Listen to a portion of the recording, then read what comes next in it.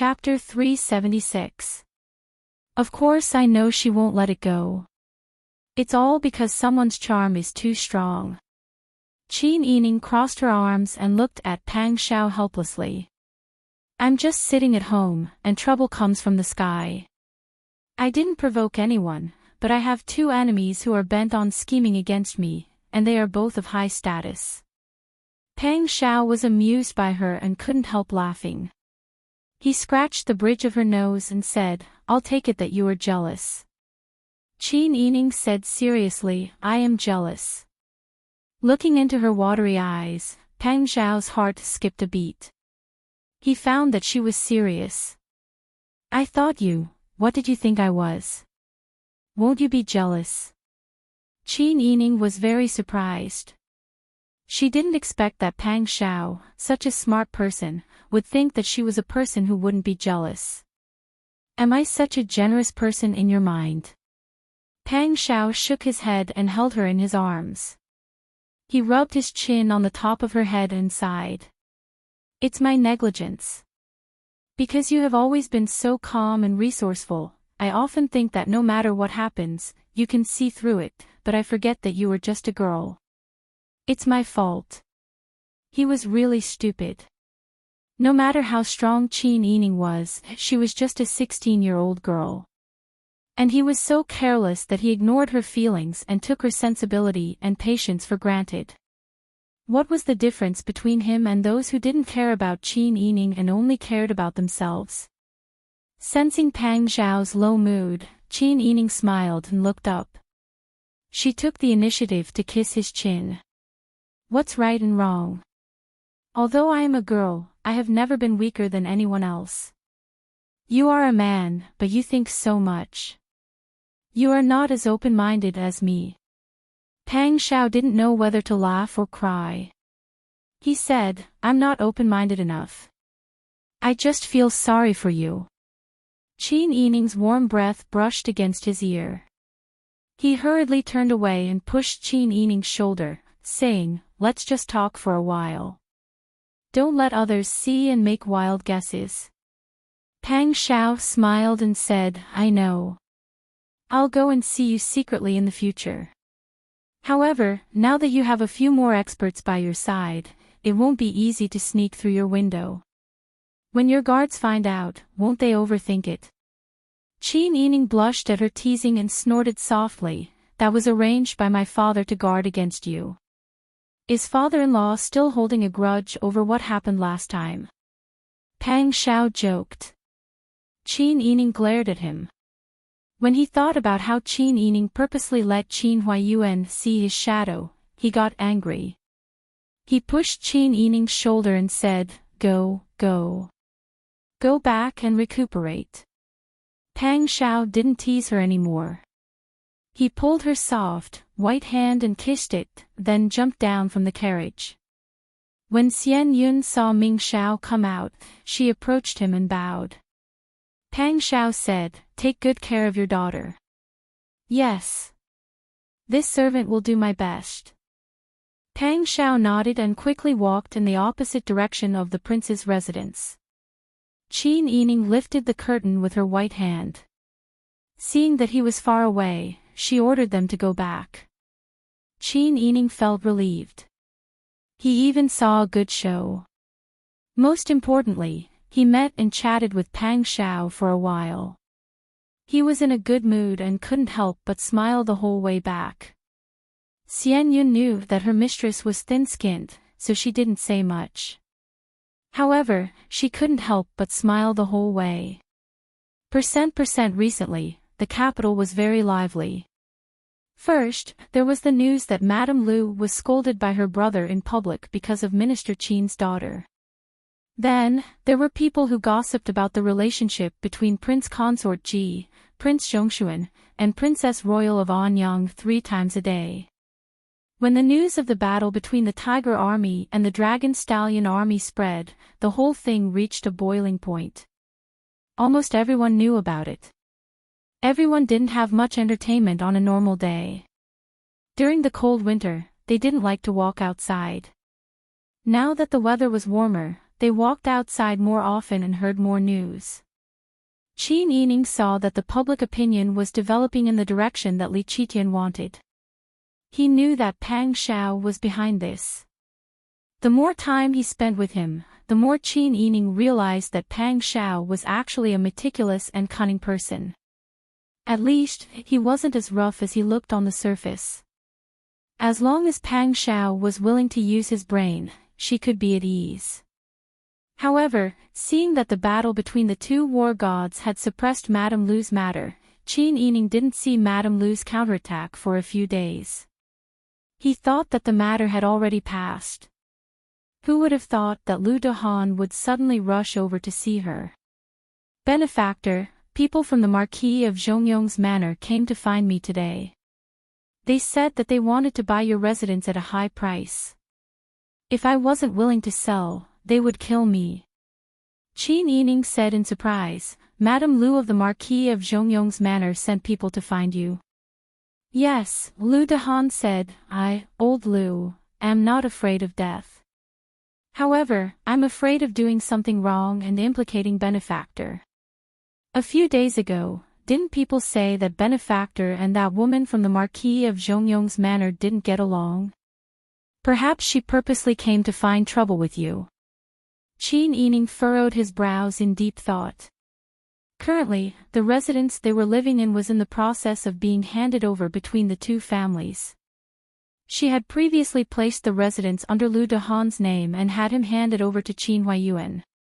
He didn't need to pay any money and only needed to transfer the ownership. Who would have thought that after suffering so many times, Madame Lu still wouldn't give up and wanted to continue opposing her? Benefactor, what do you think we should do now? Qin Yining said, you don't need to be afraid. She won't do anything to you. Even if she's serious, I'm not afraid. However, are we going to continue to be in a deadlock with Madame Lu? She wants to buy it. If I don't sell it, even if she doesn't kill me in front of me, she won't let us have an easy time. Why don't we just sell the residence to her at a high price? This way, we'll have money and buy a better one.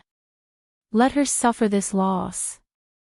Qin Yining heard this and shook his head in amusement. Lu Dehan was a one-track-minded person. If they bought another residence, wouldn't Madame Lu accept the money again? The Lu family was a century-old family with a deep foundation. Perhaps to Madame Lu, money was just a number. Wouldn't it be easy for her to buy a residence at a high price? Moreover, if she took the opportunity to ask Madame Lu for money, she would have to lower her head. Qin Yining had never been a person who lowered her head easily.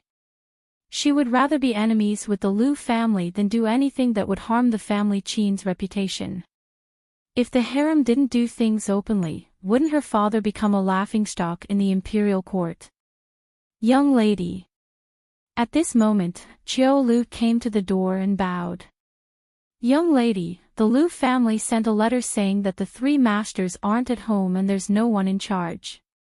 Madame Lu instructed us to pass the letter to you. Let me take a look. Qiu Lu handed the gilded letter to Qin Yining. Qin Yining couldn't help but be astonished after reading it carefully. The letter was sent by Lu Heng and invited Qin Huayuan out for a chat. Chapter 377. When Lu Dehan saw Qin Yining's confident expression, he couldn't help but ask curiously, Boss, do you have a way to deal with Madame Lu? Qin Yining smiled and nodded. Yes, I'll have to discuss this matter with my father later. But you don't have to be afraid. Just focus on living your life peacefully. Madame Lu wants to deal with me, so she'll only think of ways to deal with me. As for you, she's just trying to scare you. She wants you to sell the house to her and embarrass my family Qin. Alas. Lu Dehan sighed and said, Boss, you rich people live such a tiring life. Lu Dehan was a straightforward person. He said whatever was on his mind, and Qin Yining couldn't help but laugh. After seeing Lu Dehan off, Qin Yining ordered Qiu Lu, go to the front yard and wait for my father. When he comes back, come and tell me immediately. Tell my father that I have something to discuss with him. Chiu Lu nodded heavily and hurried out. After Qin Huayuan returned home, Qin Yining hurried over and told him what happened today. In the end, he said worriedly, "Father, this second master of the Lu family isn't easy to get along with. It seems like he wants to make friends with you, but in fact, he's trying to sow discord. How should we deal with him?" Li Qitian asked the Dian officials to come here in order to balance the influence of the aristocratic families, the old officials of Beiji, and the nobles. No matter which side the Dian officials favored, Li Qitian would be greatly displeased. However, once Lu Heng sent the invitation, regardless of whether Qin Huayuan would show up or not, it would be misunderstood by Li Qitian that Qin Huayuan was close to the Lu family. If Lu Heng had a little consideration for his family Qin, he wouldn't have sent the invitation so brazenly. Qin Huayuan slowly picked up the teacup and took a sip. He asked calmly, "What do you think we should do?" Qin Yining smiled and said, "Isn't your daughter asking you for advice? Why are you asking me?" Qin Huayuan pretended to be angry and glanced at Qin Yining, saying, "Are you still pretending in front of your father? Didn't you already have a plan? Tell me about it. Let me see if we have the same idea." After hearing Qin Huayuan's words, Qin Yining smiled and said, "It's actually very simple. He did this because he wanted to sow discord between you and your majesty. If you don't attend the banquet, it means that you look down on the Lu family. But if you go, your majesty will definitely be displeased with you. So, I thought of a way to beat them at their own game." Qin Huayuan's eyes lit up when he heard this. He put down the teacup and looked at Qin Yining with a smile. Qin Yining said, "Didn't Madame Lu say that if Lu Dehan didn't sell the residence to her, she would kill him? She's a lady from a respectable family. How could she act so arrogantly? I should teach her a lesson so that she won't always come out and prance around and annoy me." "So, you want to use this matter to deal with Madame Lu as well?" "Yes."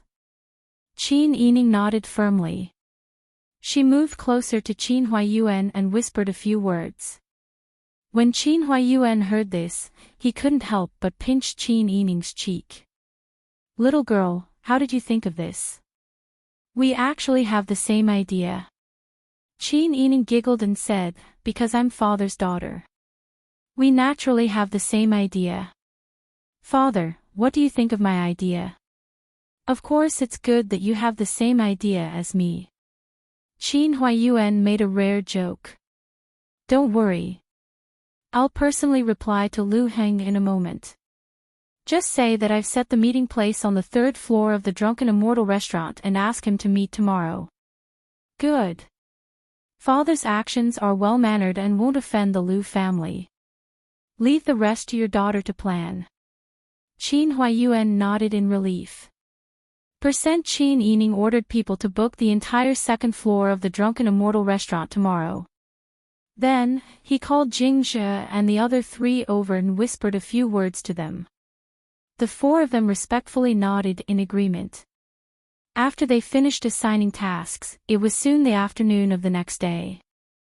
Qin Yining sat by the window of a private room on the 2nd floor and watched as Qin Huayuan waited on the 1st floor. About half an hour before the appointed time, a luxurious carriage slowly came to a stop in front of the Drunken Immortal restaurant. Several servants stepped forward and lifted the carriage's curtains. Everything was done in an orderly manner, as if they were from a wealthy family. A young master wearing a sky-blue cloak with a white fur collar alighted from the carriage. It was Lu Heng. Qin Huayuan stood downstairs of the Drunken Immortal restaurant. When Lu Heng saw him, he hurriedly stepped forward and bowed. "This must be Lord Qin. This junior is Lu Heng. Greetings to Lord Qin. Second Master Lu, please dispense with the formalities. This junior originally wanted to show my respect to Lord Qin today. Who knew that Lord Qin would spend so much money to book a banquet? This junior is truly ashamed." Lu Heng cupped his hands. Qin Huayuan smiled and said, "This old man has long wanted to pay a visit to your residence, but I didn't have the time. Today's gathering at the Drunken Immortal restaurant is just right. This old man has already booked the entire third floor. Young Master Lu, please follow this old man." Yes, Lord Qin is truly considerate. Qin Huayuan and Lu Heng exchanged pleasantries as they passed through the main hall and ascended the stairs. When they reached the second floor, Lu Heng subconsciously glanced in the direction of the private room. Seeing that there were servants and manservants at the door, he knew that the second floor should be open as usual. Lu Heng didn't think too much about it and followed Qin Huayuan to the third floor. Qin Huayuan was calm, experienced, and knowledgeable. Moreover, his speech was gentle and calm. As long as he wanted to, he could get along well with anyone. Lu Heng, on the other hand, was experienced and knowledgeable. His temperament was refined and noble, and his every movement exuded a natural air of nobility. In addition, his speech was extraordinary and meaningful. If one didn't talk about their standpoints, Lu Heng and Qin Huayuan really chatted happily. At this time, Madame Lu received a piece of news. "What did you say? That bastard actually dared to look down on me. He even dared to go to the Drunken Immortal restaurant with that family Qin girl to sign the transfer papers. Yes. That Lu Dahan is a ghoul. He said that he made an agreement with the family Qin, so it's a done deal. No matter how much money we give, Lu Dahan will still sell the house to the family Qin." Our people all saw the family Qin girl go to the Drunken Immortal restaurant to meet Lu Dahan. Madame Lu was so angry that her whole body trembled. Bah! This kind of lowly body actually has the surname Lu. He doesn't deserve it. Come! Madame Lu's voice was extremely sharp. The servants and gigolos outside responded. Madame Lu said, "Bring all the bodyguards and martial artists in the house. Call all the manservants. Grab your weapons and follow me to the Drunken Immortal restaurant." Percent at this time, Qin Yining was bored to death. He was sitting on the seat by the window, drinking tea and pondering. He thought that if they didn't talk about serious matters now, his father and Lu Heng should be able to chat happily. He didn't know if the big fish over there had taken the bait. Chapter 378. Qin Yining's lips curled into a meaningful smile as he turned around to look at Jingzhe. Jingzhe immediately understood and led the other 3 spies to guard the staircase on the second floor. Qin Yining continued to look downstairs and saw Mrs. Lu, who was dressed in a luxurious purple dress, getting off the carriage with the help of her maidservants. With a gloomy face, she led 20 to 30 men into Zuaxian restaurant. The shopkeeper and the waiter were frightened and hurried out to inquire about the situation. However, they were pushed away by Mrs. Lu's guards. "Don't get in the way. Do you think you can afford to interfere with what our Lu family wants to do?" Mrs. Lu's voice was filled with rage. Her eyebrows were raised and her eyes were fierce, as if she would order her men to kill anyone who stood in her way. When the shopkeeper heard that she was from the Lu family, he did not dare to stop her. Mrs. Lu saw that the shopkeeper was afraid and said, "Is there anyone with the surname Qin here today? Is he upstairs?" In anger, Mrs. Lu did not wait for the shopkeeper to answer and ordered her men, "Go upstairs. If you see anyone who is selling a house with the family Qin, beat them to death on the spot. You will be rewarded handsomely if you kill them. Don't be afraid. If anything happens, the Lu family will take responsibility." "Yes." The servants' roars were deafening. Each of them carried their sticks and walked up the stairs aggressively, causing the wooden stairs to creak as they stepped on them. The diners on the first floor had already retreated to the side. They whispered to each other and craned their necks to look upstairs. There were also some people who thought that they could not afford to offend the Liu family and hurriedly paid the bill and left this place. Mrs. Liu pursed her lips and sneered. If the tiger did not show its power, the family Qin would treat her as a sick cat. That Liu Dahan did not know what was good for him. Did the family Qin not know what was good for him either? No, that damned family Qin girl did not know what was good for her. Today, she was going to make her understand just who had the final say in the capital. Who are you people? At this moment, Jing Jie, young man, Xiao Shui, and Dahan blocked the staircase. The thugs of the Liu family who rushed up were all aggressive. They looked at the four ordinary servants who were blocking the way and didn't take them seriously at all. They pushed them aside and said, "Don't meddle." Someone turned around and asked Madame Liu, "Madam, which floor are we going to?" Mrs. Liu looked at the shopkeeper coldly and said, "The family Qin has an appointment with someone." "Which floor is it?" The shopkeeper thought for a moment. The second floor was reserved by a lady, and the third floor was occupied by a family Qin.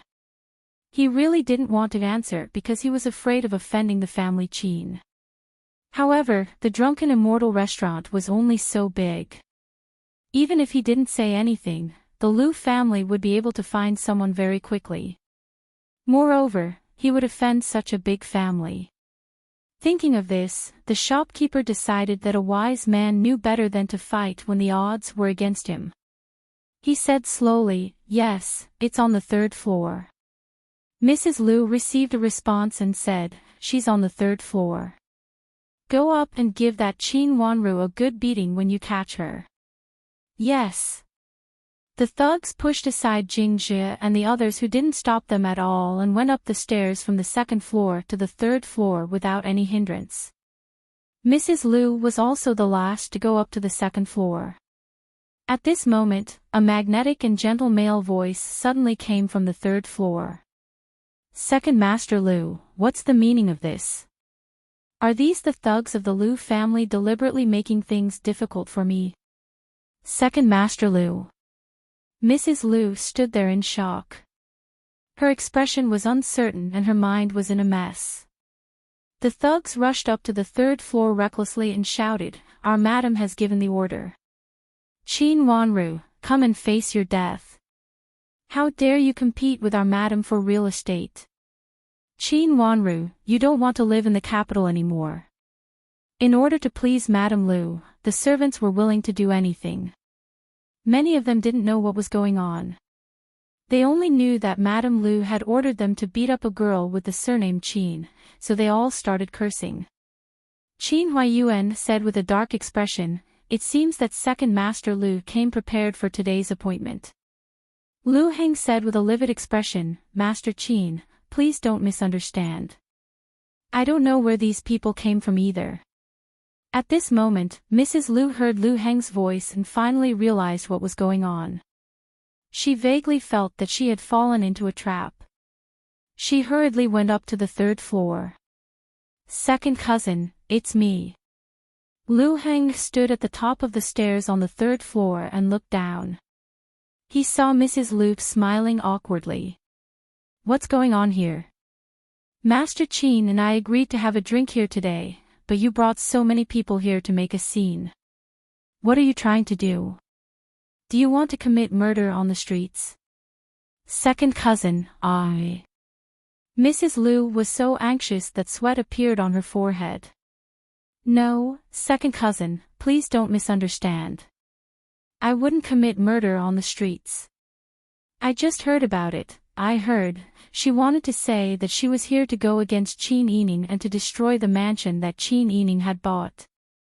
But halfway through her sentence, she suddenly remembered that Master Qin, who was meeting with her second cousin, was the father of that slut, Qin Yining. What was going on here? She had clearly heard that Qin Yining was discussing the mansion with someone on the third floor. How did it turn into a small gathering between her second cousin and Master Qin? Mrs. Liu realized that she had been tricked. She stood awkwardly on the spot and didn't know what to do. Liu Heng rarely showed his emotions, but today, he was so angry that he almost cursed out on the spot. Qin Huaiyuan stood with his hands clasped behind his back and said with a dark expression, "It seems that I've made a connection with the Lu family." "Don't say that, Master Qin. Please don't lower yourself to the same level as a woman. Isn't this woman from the Lu family? If you want me to lower myself to the same level as her, at least she's not hostile to my family, right?" Qin Huaiyuan looked at Lu Heng and said, "I don't know if you've heard that someone from the Lu family is threatening to make it impossible for our family Qin to survive in the capital. Today, Mrs. Lu brought her hired thugs to pick a fight. In the future, won't she also dare to kill people on the streets?" Qin Huaiyuan's sharp eyes swept over Mrs. Lu's pale face. He sneered and said, "It seems that we really have to be careful. However, I don't agree with the way the Lu family teaches their daughter." Lu Heng's face flushed red. He wanted to cut Mrs. Lu into pieces. He had wanted to use today's opportunity to make Your Majesty believe that the Lu family was on good terms with the family Qin. That way, Your Majesty would distance himself from the Dian surrendered subjects. At the very least, Your Majesty wouldn't trust the family Qin so much. That would be the most beneficial for the family. Who would have thought that something like this would happen? The close relationship between the Lu family and the family Qin would turn into picking a fight and seeking revenge. If word of this reached Your Majesty's ears, what would he think? At the very least, his plan was ruined. However, Lu Heng felt that no matter how stupid Mrs. Lu was, she wouldn't bring her men to pick a fight with him after hearing that he was meeting someone here. There must be something fishy going on. Chapter 379. Mrs. Lu turned around with an ugly expression and saw Qin Yining's detestable face. "What are you doing here?" Qin Yining smiled. "Our family bought a house, so I'm here to look for the original owner to sign a contract. Why did Big Sister Lu barge in with so many people and speak to my father so rudely?" At this point, Qin Yining looked at Lu Heng with her beautiful eyes. "Is there some misunderstanding between the Lu family and my family?" Qin Yining was clearly implying that the Lu family was deliberately toying with the family Qin. Qin Huaiyuan was the one who had arranged a meeting with Qin Huaiyuan, and Qin Huaiyuan had politely booked an entire floor of drunken immortal just to meet with Lu Heng. However, Mrs. Lu had brought people to do this. If this was all arranged by the Lu family, then it would be trampling on the family Qin's dignity. Lu Heng, Mrs. Lu, and the onlookers downstairs understood this simple logic. Mrs. Lu's face was livid. "Don't make irresponsible remarks. How could there be any misunderstanding between the Lu family and the family Qin?" "No misunderstanding." Qin Yining's face suddenly turned cold. "So you're saying that Big Sister Lu did this on purpose? What kind of enmity does my family Qin have with Big Sister Lu? Why do you have to offend my father like this?" Qin Yining was naturally beautiful. In her anger, her almond-shaped eyes seemed to light up like two flames. Her gaze was so bright that it was frightening. Lu Heng, who was upstairs, couldn't help but walk down slowly. Her originally gentle jade-like beauty had suddenly turned into such an aggressive beauty. When Madame Lu saw this, she couldn't help but feel jealous and resentful. If she were 10 years younger, would she have lost to her? "You don't have to accuse me of something like this. I have no enmity with Lord Qin. Why would I offend him on purpose? Then why are you here? Don't tell me you brought your subordinates out for a walk and happened to pass by. You." How could Mrs. Lu not hear Qin Yining's sarcasm? But now that things had come to this, it was hard for her to defend herself.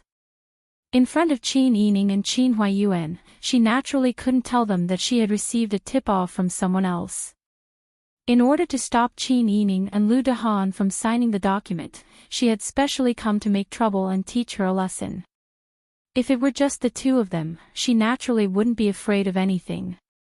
However, now that Lu Heng and Qin Huayuan were both here, and she didn't know that Qin Huayuan was on the third floor, she actually said so many things that she shouldn't have. She even ordered people to deal with the people on the third floor, saying that if anything happened, it would be the Lu family's fault. At this moment, when she met Lu Heng's gaze, Mrs. Lu only felt a splitting headache and chills all over her body. Because she had never been in a position to make decisions for the Lu family. Just as Mrs. Lu was at a loss for words, Lu Dehan stopped 3 steps away from Qin Yining. He bowed and said, "Miss Qin, we meet again." "Young Master Lu." Qin Yining returned the greeting. Lu Heng smiled at Qin Yining. His gaze was 3 parts playful, 3 parts admiring, and 4 parts understanding. He knew Mrs. Lu's temperament the best. Even though she was brainless and domineering, if Mrs. Lu knew that he and Qin Huayuan were upstairs, she definitely wouldn't have acted the way she did just now. Therefore, Lu Heng could conclude that Mrs. Lu must have received some news and mistakenly thought that Qin Yining was upstairs. That was why she dared to act so arrogantly and cause today's incident to happen. Lu Heng saw the shocked expression on Mrs. Lu's face when she saw Qin Yining just now. She clearly couldn't believe that Qin Yining would appear here at this time. How much did Qin Yining plan and manipulate for this matter? Lu Heng didn't believe that Qin Yining would coincidentally meet someone here to discuss matters. He also didn't believe that Qin Yining's bodyguards were so useless that they couldn't obstruct Mrs. Lu's hired thugs at all. He believed that Mrs. Lu's heart was as clear as a mirror. She clearly saw through Qin Yining's plan. It was just as he had guessed. It was such an obvious trap. His plan to sow discord between Your Majesty and Qin Huayuan was successfully suppressed. It even included Mrs. Lu, who had offended Qin Yining a few days ago. Could this be Qin Huayuan's plan? After all, Qin Huayuan was known as Pan the Wise. Or could it be that this extremely beautiful young woman in front of him had planned this? Lu Heng leaned towards the second guess. Because if Qin Yining had nothing to do with this matter, she wouldn't be standing here and taking the initiative to talk to Mrs. Lu. Lu Heng could feel that Qin Yining was a proud person. She didn't care about Mrs. Lu's tricks behind her back. She only wanted to step on them, who were blocking her path, openly. She wanted to directly tell them that regardless of whether it was Madame Lu's unyielding attitude towards the matter of the Qin family residence, or his attempt to drive a wedge between the Qin family and the emperor, she had seen it all clearly. Moreover, she wanted to directly strike them in the face and let them completely understand the pain. Lu Heng had never seen such a beautiful, outstanding, intelligent, and imposing woman in his life. Lu Heng felt as if someone had brushed his heart with a feather. It was itchy and soft. Even though his plan had been disrupted, no one could understand the inexplicable joy in his heart. Lu Heng's mind raced as he analyzed all of this. In fact, it only took a few breaths for him to do so. His expression didn't show any abnormalities. "Please calm down, Miss Qin. Today's matter is probably a misunderstanding. I'm on good terms with Lord Qin. I don't have any ulterior motives, nor do I have any intention of humiliating you. Moreover, why would I purposely create such a situation to embarrass Lord Qin? This doesn't benefit me at all." Qin Yining smiled and said, "That's right. It doesn't benefit you at all, but it greatly benefits Mrs. Lu. Didn't she threaten to make it impossible for our family Qin to stay in the capital?" Lu Heng smiled and said, "The Lu family has been passed down for more than 100 years. It's inevitable that there are good and bad people in the family. I'll definitely discipline them strictly when I get back." In the end, Lu Heng suddenly lowered her voice and whispered in Qin Yining's ear, "Miss Qin, you're not satisfied with Madame Lu's behavior. I'll deal with everything for you when I go back. Since Miss Qin's plan has succeeded today, it's best for both of our families to stop while we're ahead." Both of our plans didn't succeed, so we'll consider it a draw. How about it? Qin Yining was extremely shocked when he heard this. He didn't expect Lu Heng to see through the essence of the matter in such a short amount of time. No wonder he was able to achieve so much at such a young age. Qin Yining wasn't embarrassed by being indirectly exposed. Instead, he smiled calmly and said, "Since young Master Lu says so, our family Qin naturally has to give young Master Lu face. However, young Master Lu, are you sure we'll consider it a draw?" It really was her. From the meaning of her words, it was clear that today's matter was indeed planned by her. She was so confident when she told Madame Lu that she was the one behind everything that had happened today. Lu Heng's heart started to race again. Even though he was already married and had seen countless people, this feeling of his heart racing in front of a woman was something he had never experienced before. Just as Lu Heng was looking at Qin Yining's unfathomable expression, Qin Huayuan came downstairs to their side. Seeing that the matter had already been made clear, the family Qin couldn't really fall out with the Lu family. He said, "I also believe in young Master Lu's sincerity in befriending the family Qin. I also know that young Master Lu doesn't have any ill intentions. Let's end today's matter here. It won't be too late for us to meet again when the opportunity arises in the future." Lu Heng smiled and said, "That's right. Today's matter was ultimately due to our Lu family's incompetence. Lord Qin, please don't worry. I will definitely deal with this matter properly." Qin Huayuan smiled and said, "There's no need to go through so much trouble. It's not worth it.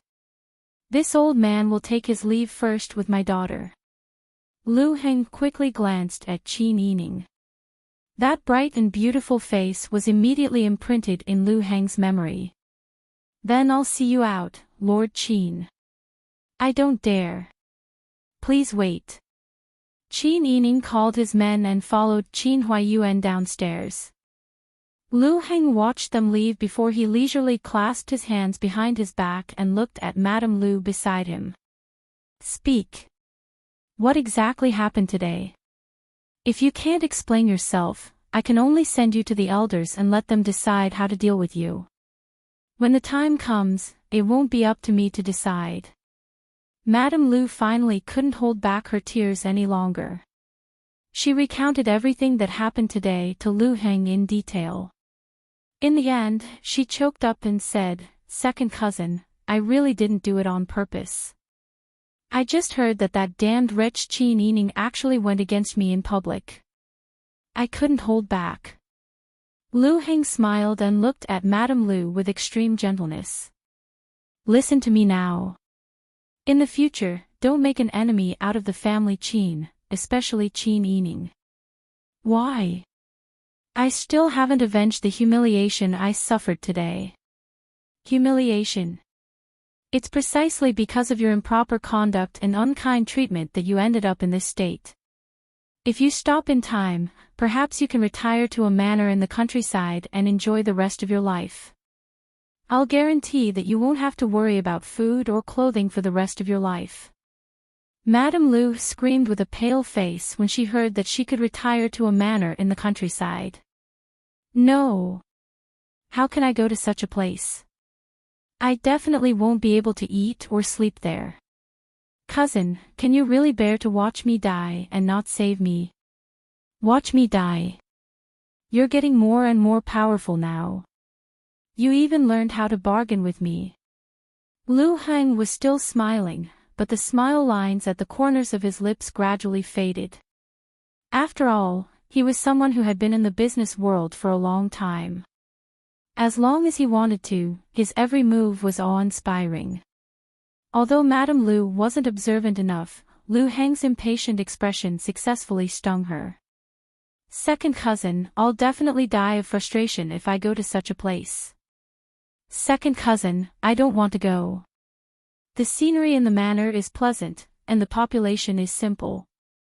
If you go there, you'll be free and unrestrained. Why don't you go?" Madame Lu was convinced by the words, "free and unrestrained." Moreover, because of her private decision, she had unknowingly offended Lu Heng. In the end, Madame Lu could only lower her head and leave with her hired thugs. Lu Heng stood in place and stared blankly at the place where Qin Yining had stood.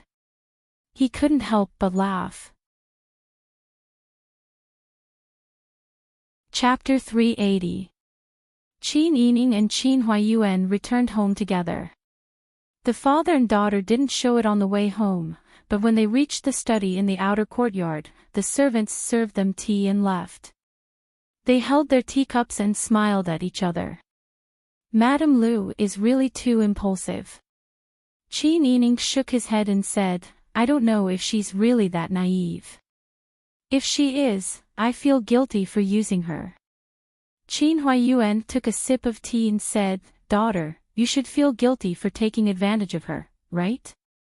Qin Yining was amused and burst into laughter. She rarely saw her father joke. Today's matter went smoothly, but I don't know what the Lu family will do next. Qin Huayuan looked up at Qin Yining. He put down his teacup and tapped the table with his index finger. After a while, he said, You have to be careful. The Lu family won't take this lying down. They'll definitely find another opportunity to drive a wedge between your majesty and me. You're my daughter, so it's very likely that you'll become their target. Moreover, Qin Huayuan hesitated for a moment, but he still said what he thought. Moreover, Second Master Lu is a smart person. He must have already guessed that you were involved in today's matter. Although he had no choice but to declare his stance and expel Madame Lu from the capital, he might have already taken note of this in his heart. Qin Yining raised his eyebrows and said, If he has already taken note of this, then so be it. It's always better to have an opponent in the open than in the dark. Whatever he wants to do, we'll just have to deal with it. Qin Huayuan raised his eyebrows slightly. Actually, Qin Yining wasn't the only one who understood what he meant by taking note of this. He was a man and had a beautiful daughter. As a loving father, he was naturally worried that his daughter would be abducted by someone else. Therefore, he would also pay attention to any man who looked at his daughter. Second Master Lu was an extremely outstanding man. When he looked at Qin Yining just now, his eyes were astonishingly bright. Perhaps he didn't notice it and thought that he hid it well. But how could this escape the eyes of a father who only cared about his daughter? However, since Qin Yining didn't think too much about it, there was no need for him to elaborate. His daughter was very smart. When it was time to take precautions, she would naturally take precautions. Father, if your majesty gets the news, his impression of you should be better, right? Yes. Qin Huayuan smiled and said, Your majesty is a smart man. Naturally, he doesn't want his important subordinates to be incompetent.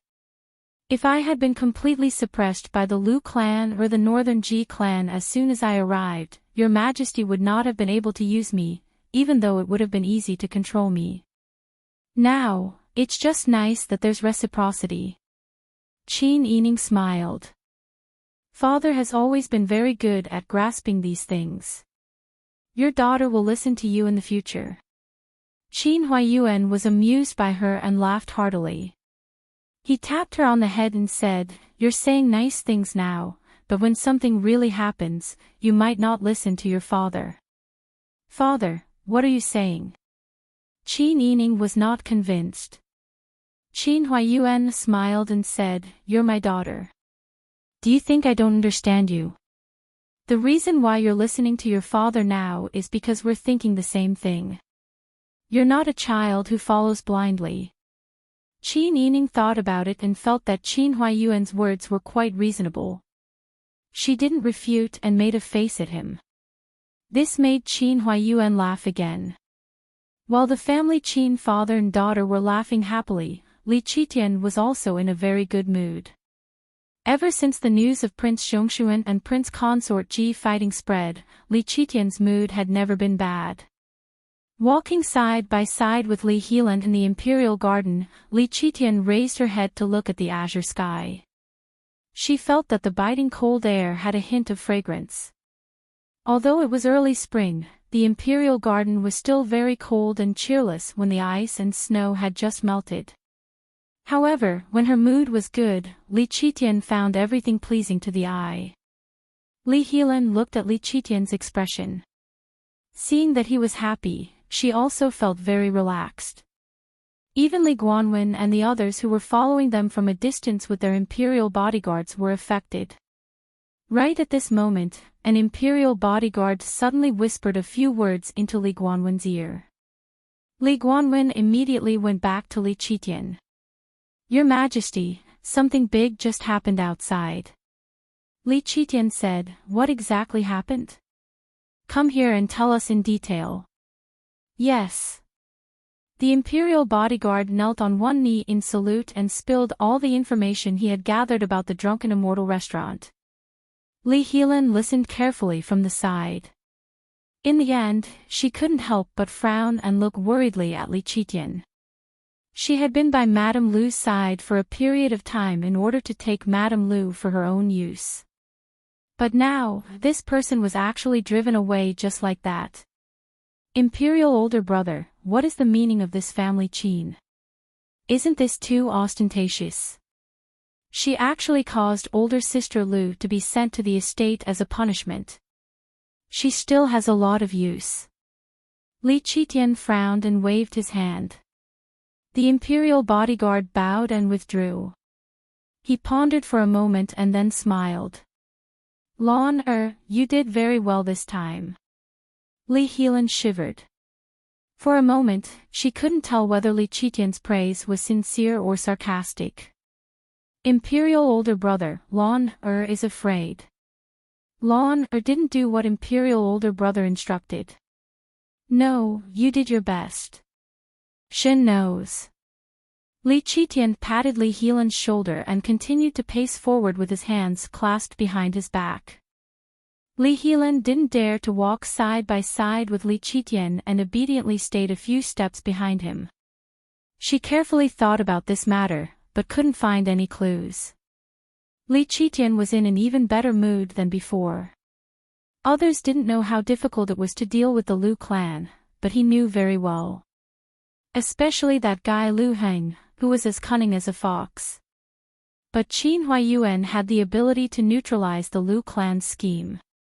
Not only did he get the estate, but he also made the Lu clan's plan to sow discord come to nothing. It seemed that Qin Huayuan's reputation as the wise Pan and was well-deserved. Not only did he get a capable official, but he also got to see the family Qin and the Lu clan fall apart. How could he not be happy when two such good things happened at once?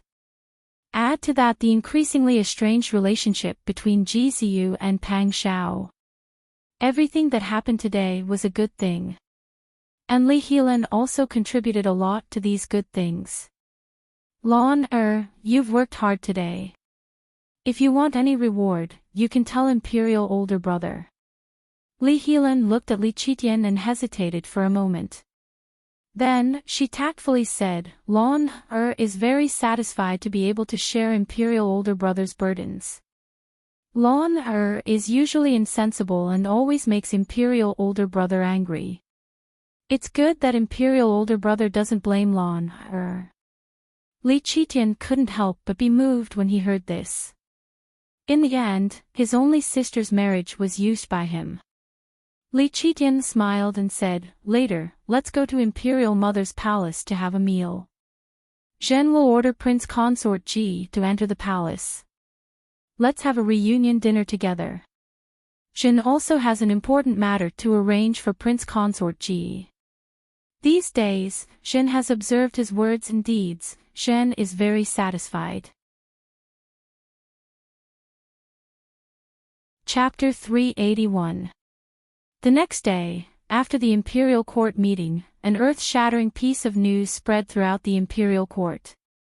Ji Ziyu was appointed as the new commander of the Tiger Army and was temporarily stationed in the capital. The original commander of the Tiger Army, Pang Shao, was assigned the task of supervising the Ministry of War after he moved into the cabinet. The Tiger Army was Li Qitian's weapon to intimidate the South. Pang Shao's voice and status were extremely high, and many of them worshipped Pang Shao. Even Pang Zhao's private Jinghu Wei was promoted from the Tiger Army. Similar to the Tiger Army, Ji Ziyu's Dragon Stallion Army, which was famous in the north, trusted and respected Ji Ziyu no less than the Tiger Army. As for Pang Shao. However, Your Majesty's actions caused Pang Shao to lose the Tiger Army, and caused Ji Ziyu to lose the Dragon Stallion Army. Even though Ji Ziyu was in charge of the Tiger Army, which was comparable to the Dragon Stallion Army, the relationship between the upper and lower could not be as close as before. Moreover, Your Majesty still had the reputation of using these two people. On the surface, it did seem like Your Majesty valued them. When Qin Yining heard this news from a servant, she was combing Lian Xiaozhou's hair. Hearing this, her hands paused for a moment before she said, "Your Majesty seems to be very satisfied with Prince Consort Ji. Considering that Prince Consort Ji just got married, she is not going to let him go back to the north." "That's right."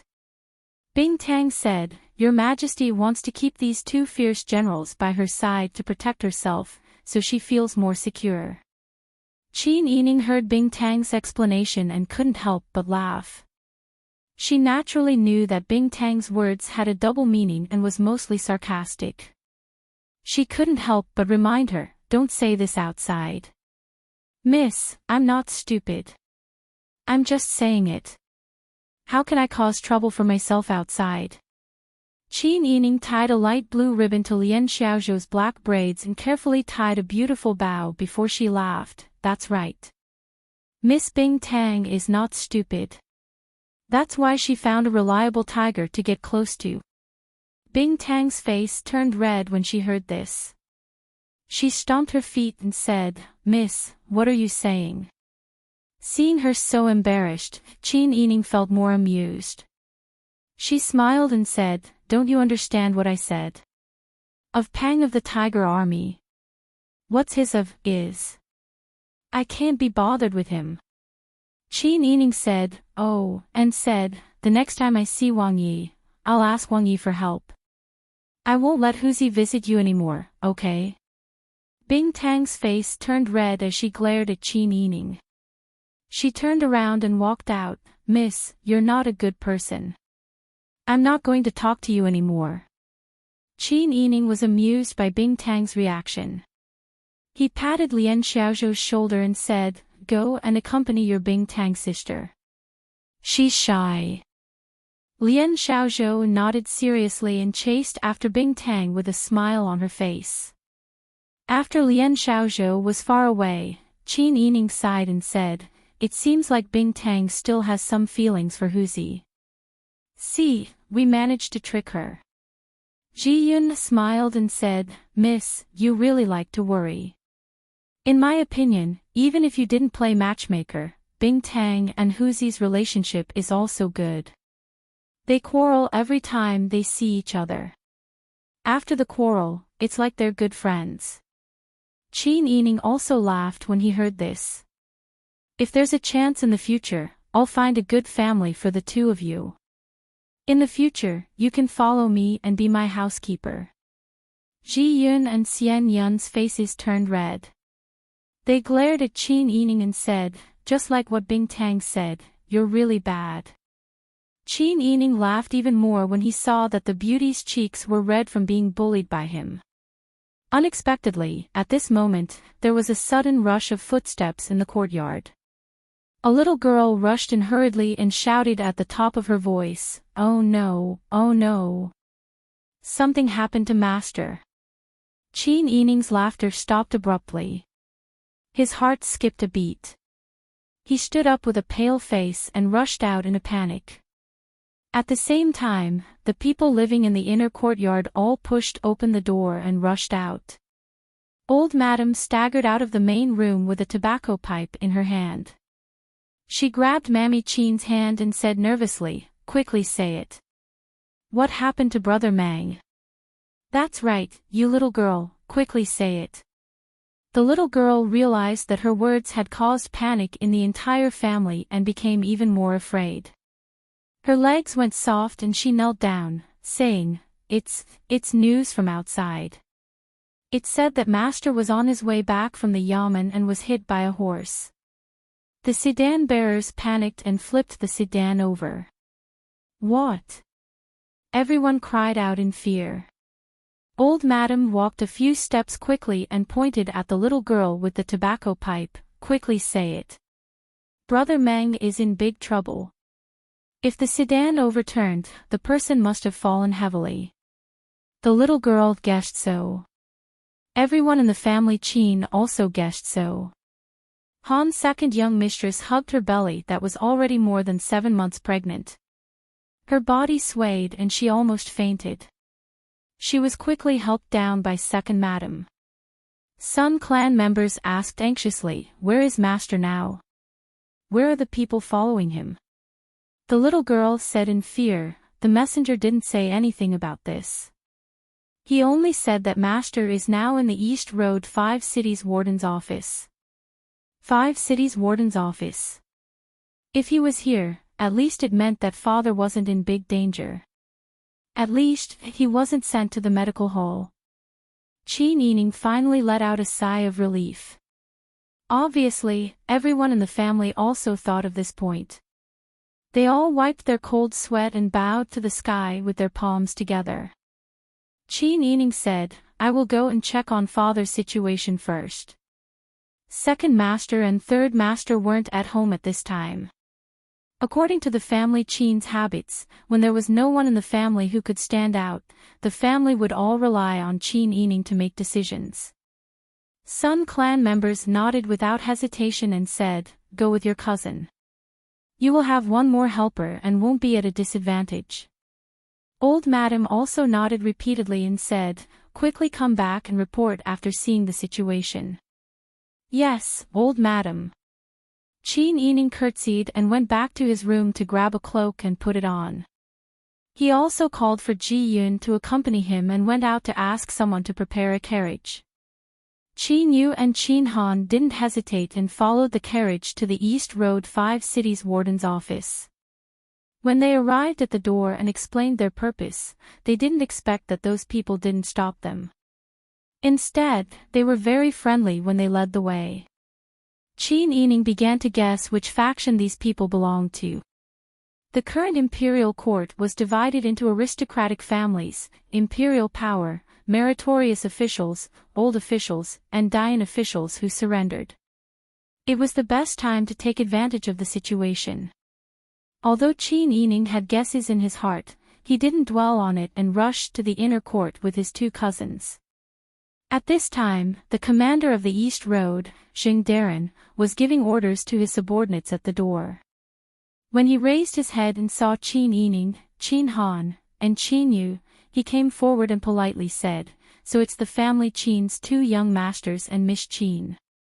The 3 didn't recognize Xing Darren and politely greeted him. Chapter 382. Lord Xing smiled and said, Miss Qin, young Master Qin, there's no need to worry. Lord Qin is fine. We'll know once we enter. Qin Yining hurriedly expressed his thanks and entered through the door behind Lord Jing with Qin Han and Qin Yu. The furnishings in the room were no different from those in the central hall of an ordinary household. As soon as they stepped through the threshold, they saw Qin Huaiyuan sitting at the head of the table with a solemn expression. Behind him were 4 attendants with ordinary faces. They still had the kind of ordinary faces that couldn't be picked out if they were thrown into a crowd. Father, are you all right? Qin Yining quickly stepped forward. Are you injured? That's right, uncle. We were all frightened when we heard that something had happened to you, Qin Han added. When Qin Huaiyuan saw his nephew, he revealed a faint smile. I'm fine. Fortunately, the people I brought with me caught me. If I hadn't fallen from the sedan chair and been trampled by the galloping horses, you wouldn't have been able to see me alive. Qin Yining's heart trembled when he heard this. Father, the road back home from the Yamen is a bustling street in the capital. How could there be a herd of horses? Qin Huaiyuan said, Father is also surprised that there would be a group of Yamens riding horses right under the emperor's nose. They don't care if the pedestrians are injured. Today, they crashed into my sedan chair. What if they trampled someone to death tomorrow? When Qin Yining saw Qin Huaiyuan sitting there sulking, he guessed that something was amiss. After all, the people riding horses today were a group of officials. Dezhou's laws were indeed quite sound. However, sound laws only apply to ordinary people. The fathers, brothers, or grandfathers of these officials were the ones who created these laws. In this day and age, it wasn't strange for people to be covered up for doing bad things. Qin Han and Qin Yu's expressions weren't very good either. After all, they came from the Dian dynasty and had experienced the rule of an incapable ruler. They couldn't help but worry about this country. The decay of a country couldn't be caused overnight. It must have been caused over a long period of time. Dezhou had only been established for a short period of time, yet such a situation had already occurred. They were very worried about the future. Just as the room fell silent, the door was pushed open and Lord Zheng walked in. Qin Huaiyuan looked at Mr. Zheng calmly and asked, Have you found out who did it? Sir Zheng's face was covered in sweat. He didn't bother to take out his handkerchief and wiped it with his sleeve. He said with a smile, Sir Qin, don't be anxious. Our brothers in the warden's office of the 5 cities do this for a living.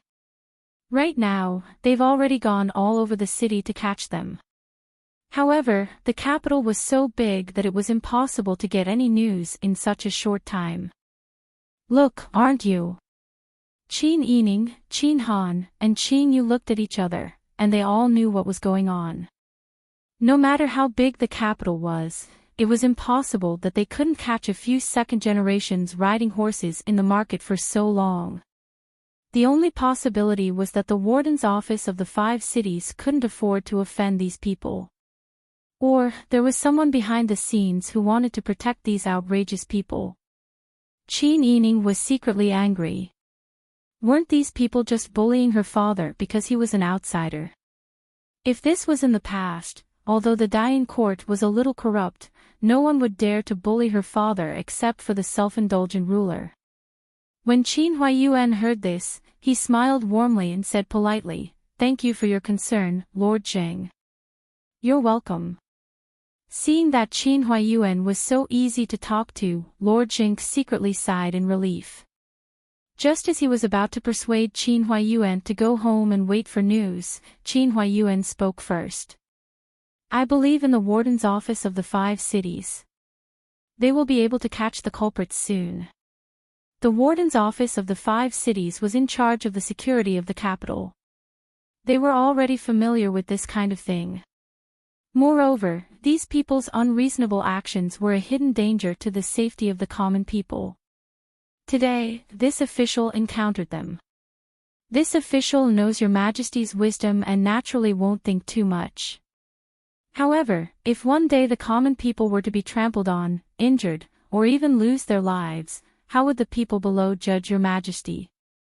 Therefore, for the sake of Your Majesty's reputation, for the sake of the brothers of the 5 cities warden's office, and for the sake of seeking justice for myself, this official has decided to wait here. Lord Zheng was flabbergasted.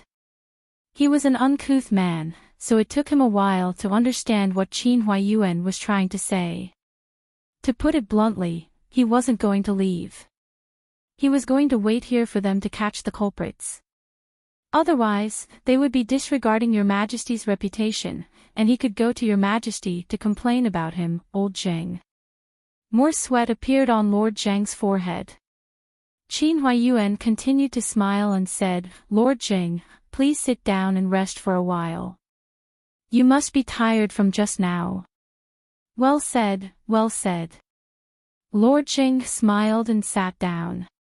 He was just a scholar with a weak body, So why was his gaze so frightening when he looked at people? It made people involuntarily want to obey him. Qin Yining, Qin Han, and Qin Yu looked at each other again. Their worried hearts finally relaxed. Qin Yining realized that as long as her father was there, she really wasn't afraid of anything. Even though she was sitting in the 5 cities warden's office waiting for news, she didn't feel nervous at all. Although they were calm and composed, Lord Jing was about to cry. He was just doing his job as usual. What crime did he commit in a fight between immortals? He wanted to persuade this great Buddha to leave, but he also knew that Qin Huaiyuan wouldn't let this matter rest. After all, he held a high position and was highly regarded by Your Majesty. In addition, after the incident with the Liu family a few days ago, everyone knew that family Qin was a tough nut to crack. If anyone had the intention to bully others, they might be the unlucky one. But what could he do? He could only send people out again to investigate carefully. Even if he had to flip the roof of someone's house, he had to find the culprit. In such a tense atmosphere, it was easy for people to become impatient just sitting there and waiting. Lord Zheng's sweat was almost soaking his clothes. Qin Huaiyuan, on the other hand, remained calm and composed. He was neither anxious nor impatient. Under his influence, Qin Yining was also very calm. They waited like this for more than 2 hours. Finally, there was a commotion outside. Someone from the 5 cities warden's office brought in a young man dressed in a light blue brocade robe. The young man's appearance was ordinary, and he had a timid temperament. Seeing everyone's eyes on him, the young man smiled awkwardly. He didn't know what to say. Lord Jing said happily, "This is the person who offended Lord Qin today. What does Lord Qin think?" The young man became even more nervous, but he still maintained a calm expression. He raised his chin high and said, "Kill me if you want. I'm not afraid." Chapter 383. The young man grew more and more nervous. He stared at Qin Huaiyuan with wide eyes. He was clearly very afraid, but he still forced himself to be strong. "Lord Han is my father." "Oh, so it's nephew." Qin Huaiyuan smiled and nodded. Seeing Qin Huaiyuan speak so warmly and call the young man nephew, Lord Jing inwardly let out a sigh of relief. The young man also let out a long sigh. Qin Huaiyuan smiled and said, "This official is new here, and Assistant Minister Han has helped me a lot in the Ministry of Rights. I heard that Assistant Minister Han's son is skilled in both the pen and the sword, and is both brave and resourceful. Now that I've met him, it seems that this is indeed the case." Young Master Han became nervous again. He swallowed and didn't know how to respond. Because although these words sounded like praise, why did it feel so awkward? Lord Jing smiled and said, "Who would have thought that the flood would rush against the Dragon King's temple? Minister Qin and Assistant Minister Han are both capable officials in the Ministry of Rights. What do you think about this matter?" Actually, the 5 cities warden's office had already found out who the person who rode the horse today was. Lord Jing knew in his heart. However, the person who rode the horse was supported by the Liu family. They couldn't afford to offend them. On the surface, it looked like a few Yamen riders had offended Lord Qin. But in reality, it was a struggle between the Liu family and the Dian officials who had surrendered. Lord Jing felt that he was really unlucky to be involved in this kind of dispute for no reason. He didn't dare to express his opinion because he had always maintained a neutral position. He didn't want to offend anyone, and he couldn't afford to offend anyone. Now, he could only hope that Qin Huaiyuan was someone who could settle this matter peacefully. Seeing that he and the young man's father were both officials in the Ministry of Rights, it would be fine for him to turn a big matter into a small one, and a small matter into nothing. Qin Yining looked at this scene and felt bad for his father. Qin Huaiyuan was a newcomer, and your majesty had suddenly promoted him to become a minister in the Ministry of Rights. This kind of sudden superior was the easiest to ostracize by his subordinates, especially someone like the Assistant Minister of Rights who had already reached a very high position. She didn't believe that the culprit was this cowardly brat. But since the 5 cities warden's office had brought him here, he had no choice but to admit it. The reason why Serjing decided to do this was to push Qin Huayuan into the heart of the struggle. If Qin Huayuan did not handle this matter properly, he would be able to create a conflict between him and Assistant Minister Han, and deepen the conflict between the surrendered subjects of Great Yan and the remaining elders of Northern Ji. Now that he thought about it, the matter was indeed difficult to handle. Qin Yining looked at Qin Huayuan worriedly. Qin Huayuan stood up and cupped his hands towards Lord Zheng. Lord Zheng, since we've already caught the culprit, let's leave this matter to the warden's office. After all, I am an official of the Ministry of Rights. How to deal with people who ride horses on the streets is not within my jurisdiction. Lord Zheng is a capable person of the warden's office of the 5 cities and has dealt with countless similar cases over the years. I will not overstep my authority. When Lord Zheng heard this, the sweat on his head became even more obvious. As expected of the wise Panon, his brain worked really fast. The ball that had been kicked over with great difficulty was kicked back to him.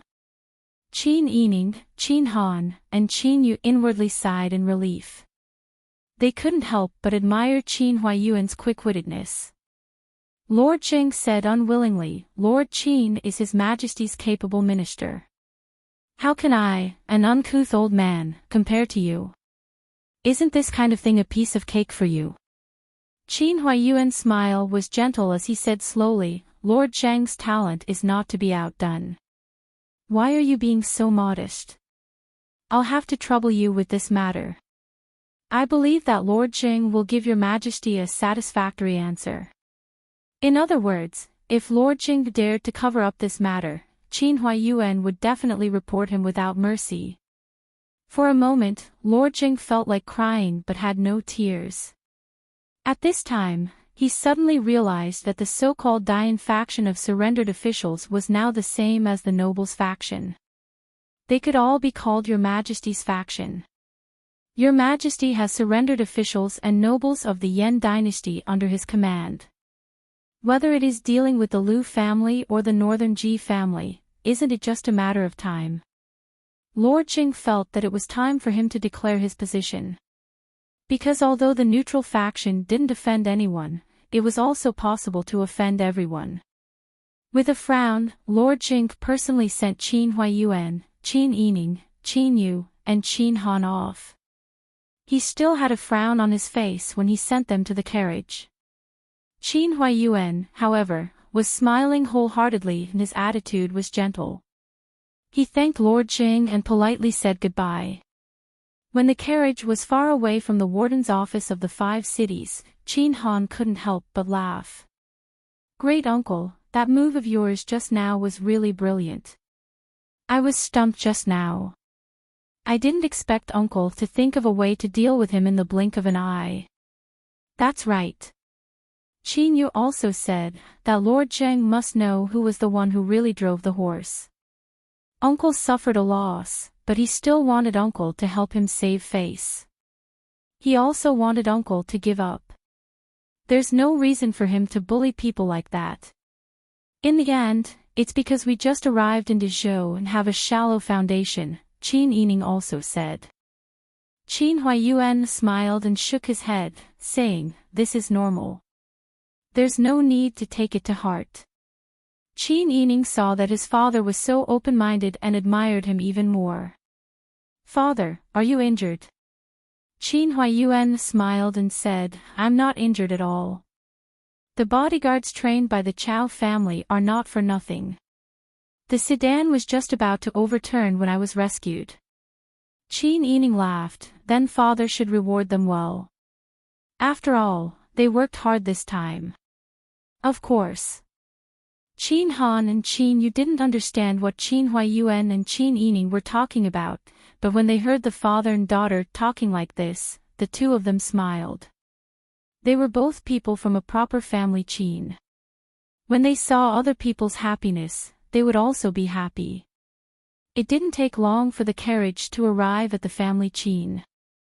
As soon as the carriage stopped, a servant who had been guarding the entrance ran into the mansion to report. A servant came up to greet them and saluted them. Qin Yining got off the carriage and followed his father and elder brother into the courtyard. At this time, the Sun clan quickly came out to greet them. Seeing that Qin Huaiyuan was safe and sound, she could finally breathe a sigh of relief. Her eyes were moist as she asked, "Was Master hurt?" Seeing his beloved wife like this, Qin Huaiyuan couldn't help but explain to her. When he entered the room and saw the Dowager Duchess, he naturally had to explain again. When the Dowager Duchess heard that the people riding horses on the street were the second generations of Dezhou's officials, she couldn't help but feel angry and anxious. This group of people is so domineering. Their parents don't know how to discipline them. But Brother Meng, we're newcomers. Can we afford to offend them? The Dowager Duchess's attitude was the same as before. She admitted defeat when it came to Qin Yining, and she was still the same when it came to Qin Huaiyuan. Qin Yining and the Sun clan didn't feel comfortable. Chapter 384. Qin Huaiyuan had always been calm and steady. No matter what happened in the past, he was always able to remain calm. He was like a stabilizing needle that stabilized the hearts of the entire family. When the Dowager Duchess heard her son's words, she felt much more relaxed. She patted the back of Qin Huaiyuan's hand and said, "Brother Meng, you have to be more careful in the future. None of these second-generation scions who ride horses on the streets have simple backgrounds. If they dare to run on the streets, it means that they aren't afraid of hurting people. Even if someone is really injured or trampled to death, they can only blame themselves for being unlucky. These people have ways to clear their names. Whoever suffers a loss will suffer for nothing." "You're right, mother." Qin Huaiyuan smiled gently. The Dowager Duchess said, "Therefore, you should avoid this matter in the future. Fortunately, no one was injured this time, so let's forget about it." Seeing that the Dowager Duchess was holding on to Qin Huaiyuan and was about to lecture him again, Qin Yining smiled and said, "The Dowager Duchess is too worried about father. You must be tired. Why don't you go back and rest first?" When the Dowager Duchess heard this, the words that she wanted to continue nagging were stuck in her throat. She glared at Qin Yining and wanted to say more. However, when she met her son's calm eyes, she couldn't bring herself to continue nagging. Everyone dispersed. The Sun clan and Qin Huaiyuan went to talk alone. Qin Yining didn't want to disturb his parents, so he didn't go to the Sun clan's room and directly went back to rest. She thought that today's matter was so big that it was likely that everyone knew about it. She just didn't know how the warden's office and Shantian prefecture would deal with it. It was obvious that the youth was used as a scapegoat. The person behind the scenes hadn't been dug out yet. Even if they sentenced him, it wouldn't be of much use. Qin Yining's heart felt stifled and panicked. After this incident, it wasn't just Qin Yining. Qin Yu and Qin Han also experienced for the first time the difficulties of Qin Huaiyuan. Because Qin Huaiyuan handled everything too easily, they almost forgot that Qin Huaiyuan was just a normal person with flesh and blood. What surprised Qin Yining was that the next afternoon, there were already rumors outside. The son of the assistant minister of the Ministry of Rights, Han Lin, rode his horse in the middle of the street and offended an official of the imperial court. Furthermore, he did not show any signs of repentance. After investigation, he was sent to the Yamen of Shantian Prefecture by the warden of 5 cities. The Yamen of Shantian Prefecture found no mistakes and sentenced Han Lin to be exiled 3,000 li. When Qin Yining heard this, she was dumbfounded. "You said he was exiled for 3,000 miles? This servant is sure." It is indeed 3,000 li. Ji Yun observed Qin Yining's expression and saw that he didn't seem to believe it. She said, that person surnamed Han offended our family's master. Fortunately, our master is fine. If there really was something wrong, not to mention 3,000 li, even beheading wouldn't be enough to compensate for it. Miss is too kind. There is no need to be upset over this kind of person. Qin Yining came back to his senses. He smiled slightly and shook his head. You're overthinking. I'm not thinking about this matter. That Han Lin was only used as a scapegoat. The Minister of Rights isn't a small official. To be willing to let his son take the blame for someone else, the real culprit must have a high status. When Qi Yun heard that, he nodded and said, it's like this. Under the Emperor's rule, there is no lack of high-ranking officials in the capital. If a plaque falls, it can hit 3 officials. It's very complicated. That's right. Qin Yining faintly sighed. Although this matter was investigated by the military office of the 5 cities in Shuntian Prefecture, it was still my father's fault. However, this matter started because of my father, so I'm worried that they will take revenge. Qin Yining thought for a moment, then called Jingzhou over and said, go and tell my father's brothers to be careful during this period of time. They must not let those rascals take advantage of any loopholes. Yes, Mississippi, don't worry. Jingzhou bowed and went to carry out the orders. However, it seemed that Qin Yining's worries were unnecessary. Because in the next few days, Qin Huayuan continued as usual. Nothing happened. Qin Yining also felt that perhaps he was overthinking things. Perhaps the group of people wanted to minimize the problem and didn't want to cause any more trouble. After a few days, it was already spring and the flowers were in full bloom. Qin Yining changed into spring clothes and ordered someone to prepare a carriage. Let's go out for a stroll. I haven't seen Master Zhong in a while. Yes. When Bing Tang heard that they were going out for a stroll, he immediately said happily, Miss, we haven't gone out for a long time. Xiaokongi is bored at home. Why don't we bring Xiaokongi along? Their house was not as spacious as it used to be. Although they could live there, it was inconvenient for them to move around. No matter how sensible Lian Xiaozhou was, she was still a child. Bing Tang truly cared for Lian Xiaozhou. Whenever they had the chance to go out, they would naturally bring her along. Qin Yining couldn't help but laugh. He pulled Lian Xiaozhou's hand and said, your Bing Tang sister cares for you so much. She thinks of you whenever something good happens. Don't forget about her in the future. Lian Xiaozhou smiled and nodded. She still couldn't speak clearly. She could use nodding, shaking her head, and blinking to replace her words. Now, she was very skilled at using these words. Lian Xiaozhou nodded Qin Yining's shoulder and said, sister is good too. I won't forget either. Qin Yining was stunned. His heart instantly warmed up. He smiled and gently pinched Lian Xiaozhou's cheek, causing her to giggle. The carriage outside was ready. Qin Yining brought Bing Tang, Ji Yun, and Lian Xiaozhou into the carriage. In addition, he brought along Jingzhe and the other 3 spies. Xian Yun and Qiu Lu stayed at home to look after the house. There were 4 attendants outside the large carriage. This group was not conspicuous. They left the family Qin house in a low-key manner. They circled around the back and chose to go to the bustling market. Although it was a bit far to go to Master Zhong, they were going to relax today, so they didn't mind taking a detour for a while.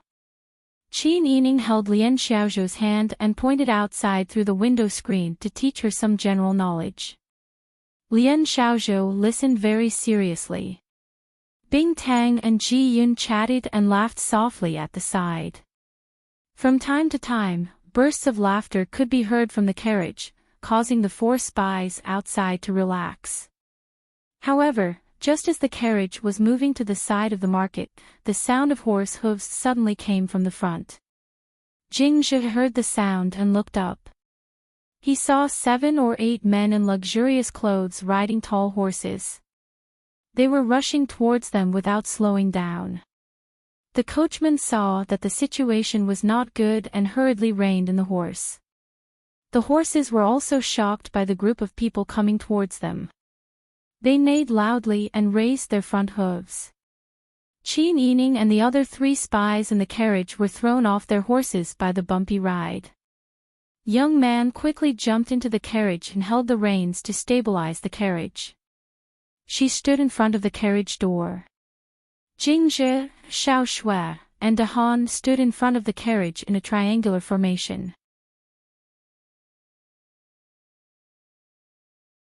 Chapter 385. The maroon horse was extremely fast. The young man on the horse had already planned this beforehand, so he naturally went all out.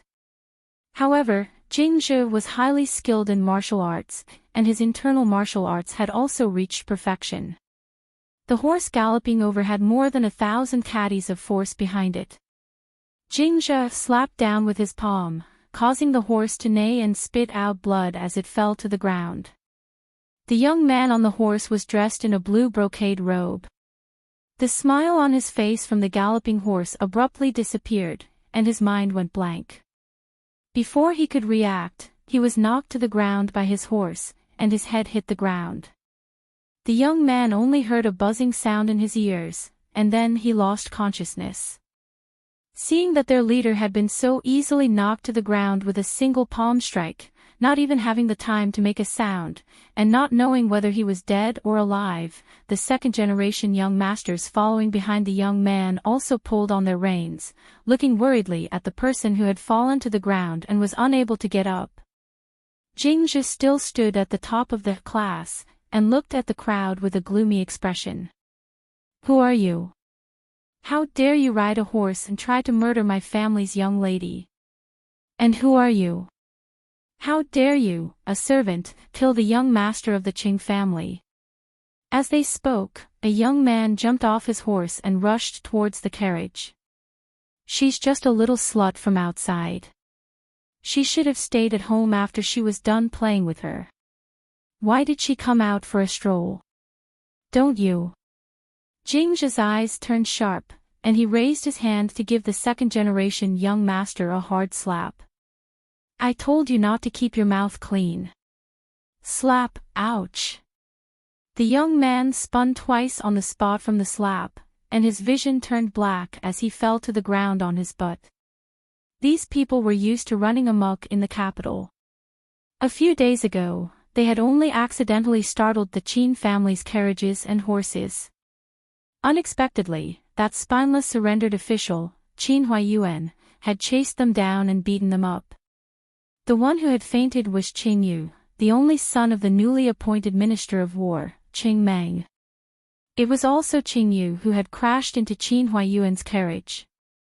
However, after the Minister of War's investigation, they were all fine, but the son of the Assistant Minister of Rights had been caught as a scapegoat and sentenced to exile.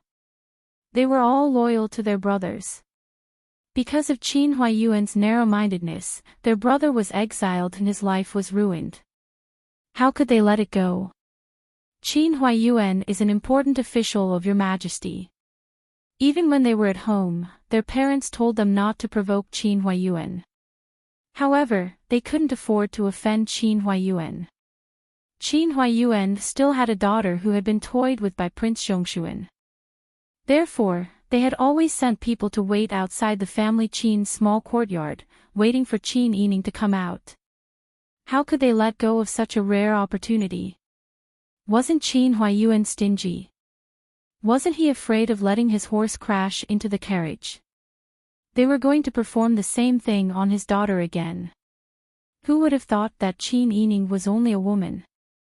Qin Huaiyuan was actually willing to arrange such overbearing bodyguards to accompany such a withered woman. Was Qin Huaiyuan crazy? You actually dared to hit this young master. Do you know who this young master is? It doesn't matter who you are. What matters is that you want to hurt my daughter. Jingzhe stood in front of the carriage with a cold face, scaring all the people who could possibly crash into the carriage into not daring to move. The commotion here had already alerted many people to come and watch. Several Yamen officials saw that the situation was not right and wanted to run away. However, Qingyu was still unconscious on the ground. They didn't dare to leave Qingyu alone here. A few people who were close to Qingyu dismounted from their horses to check on Qingyu's condition. Then, they began to curse at the carriage. There were also some who simply followed the crowd to watch the commotion. Seeing that the situation was not good, they were afraid that Qin Yining's bodyguards would act in self-defense. If there were any casualties, the situation would be irreparable. There were also some who were quick-witted enough to give orders to their manservants. There were also some who went to the 5 cities Yamen to report the situation. There were also some who went to each family to report the situation. Qin Yining had been sitting in the carriage with his arms around Lian Xiaozhou the entire time. He stopped Bing Tang and Ji Yun from lifting the curtain and quarreling with the people outside. She tapped her finger with the lotus jade ring on the small table and said in a low voice, "I'm afraid that these people have been planning this for a long time. Their identities are not simple. Tell Jingzhe to stop hurting people." "Yes." Young man, who was separated by a curtain, answered in a low voice. Then, she gritted her teeth and said, "It's only because we're in the Great Show that we can't do anything about it. If we were in the past, we would have killed him. Let's see if these people dare to speak rudely to Miss." The secret agents used to be the Emperor's subordinates. Even if they poked a hole in the sky, there would be someone to clean up the aftermath. Naturally, they would do things by hook or by crook, regardless of the consequences. Because they had developed this habit, their so-called mercy was just not directly killing. If it were a normal bodyguard, the first thing he would do when a horse was approaching was to subdue the horse and lure it away. He wouldn't kill the horse with one slap. How many normal people had this ability? Who would have the guts to do so? Outside the carriage, the second-generation nobles had already started cursing. Miss Qin, I heard that you are devastatingly beautiful. Since we are no longer chaste women, why don't you come out and let us take a look?" "Haha, that's right. We are all people of extraordinary status. Any one of us would be able to afford a concubine. Miss Qin, if you are willing to be our concubine, we will not be calculative about your mistakes. These people are really disgusting with their filthy words." Bing Tang was so angry that he gritted his teeth. Ji Yun had already put her hand on the soft sword at her waist. If Miss Qin hadn't ordered them to stay calm, she would have rushed out and stabbed hundreds of holes in that person's body. Jingzhe, young man, Xiao Shui, and De Han, who were outside the carriage, also wished that they could kill all these scum immediately. However, they didn't receive any orders, so they could only endure and not act rashly. The chaos here alarmed more and more people who were watching.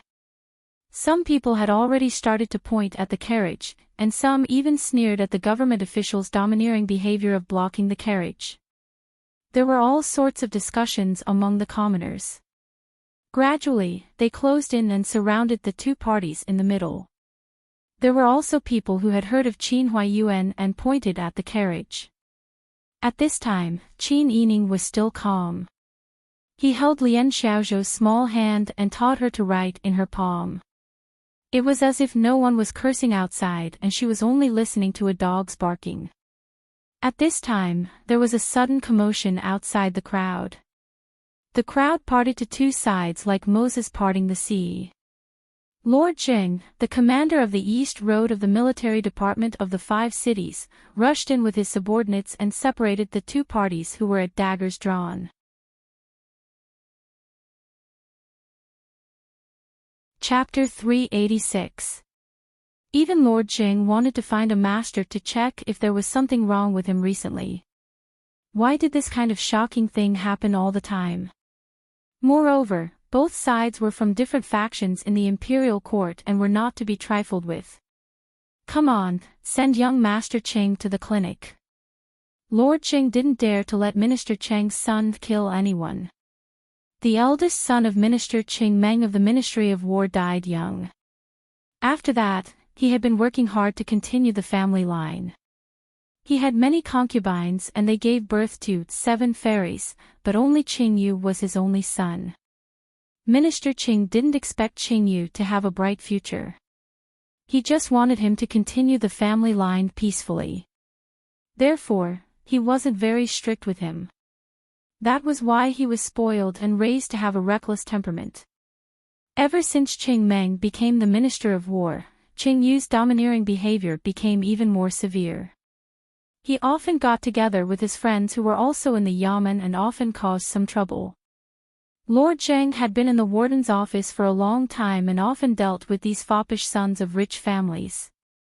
For the sake of his father's relationship with them, he usually turned a blind eye and let them off easily.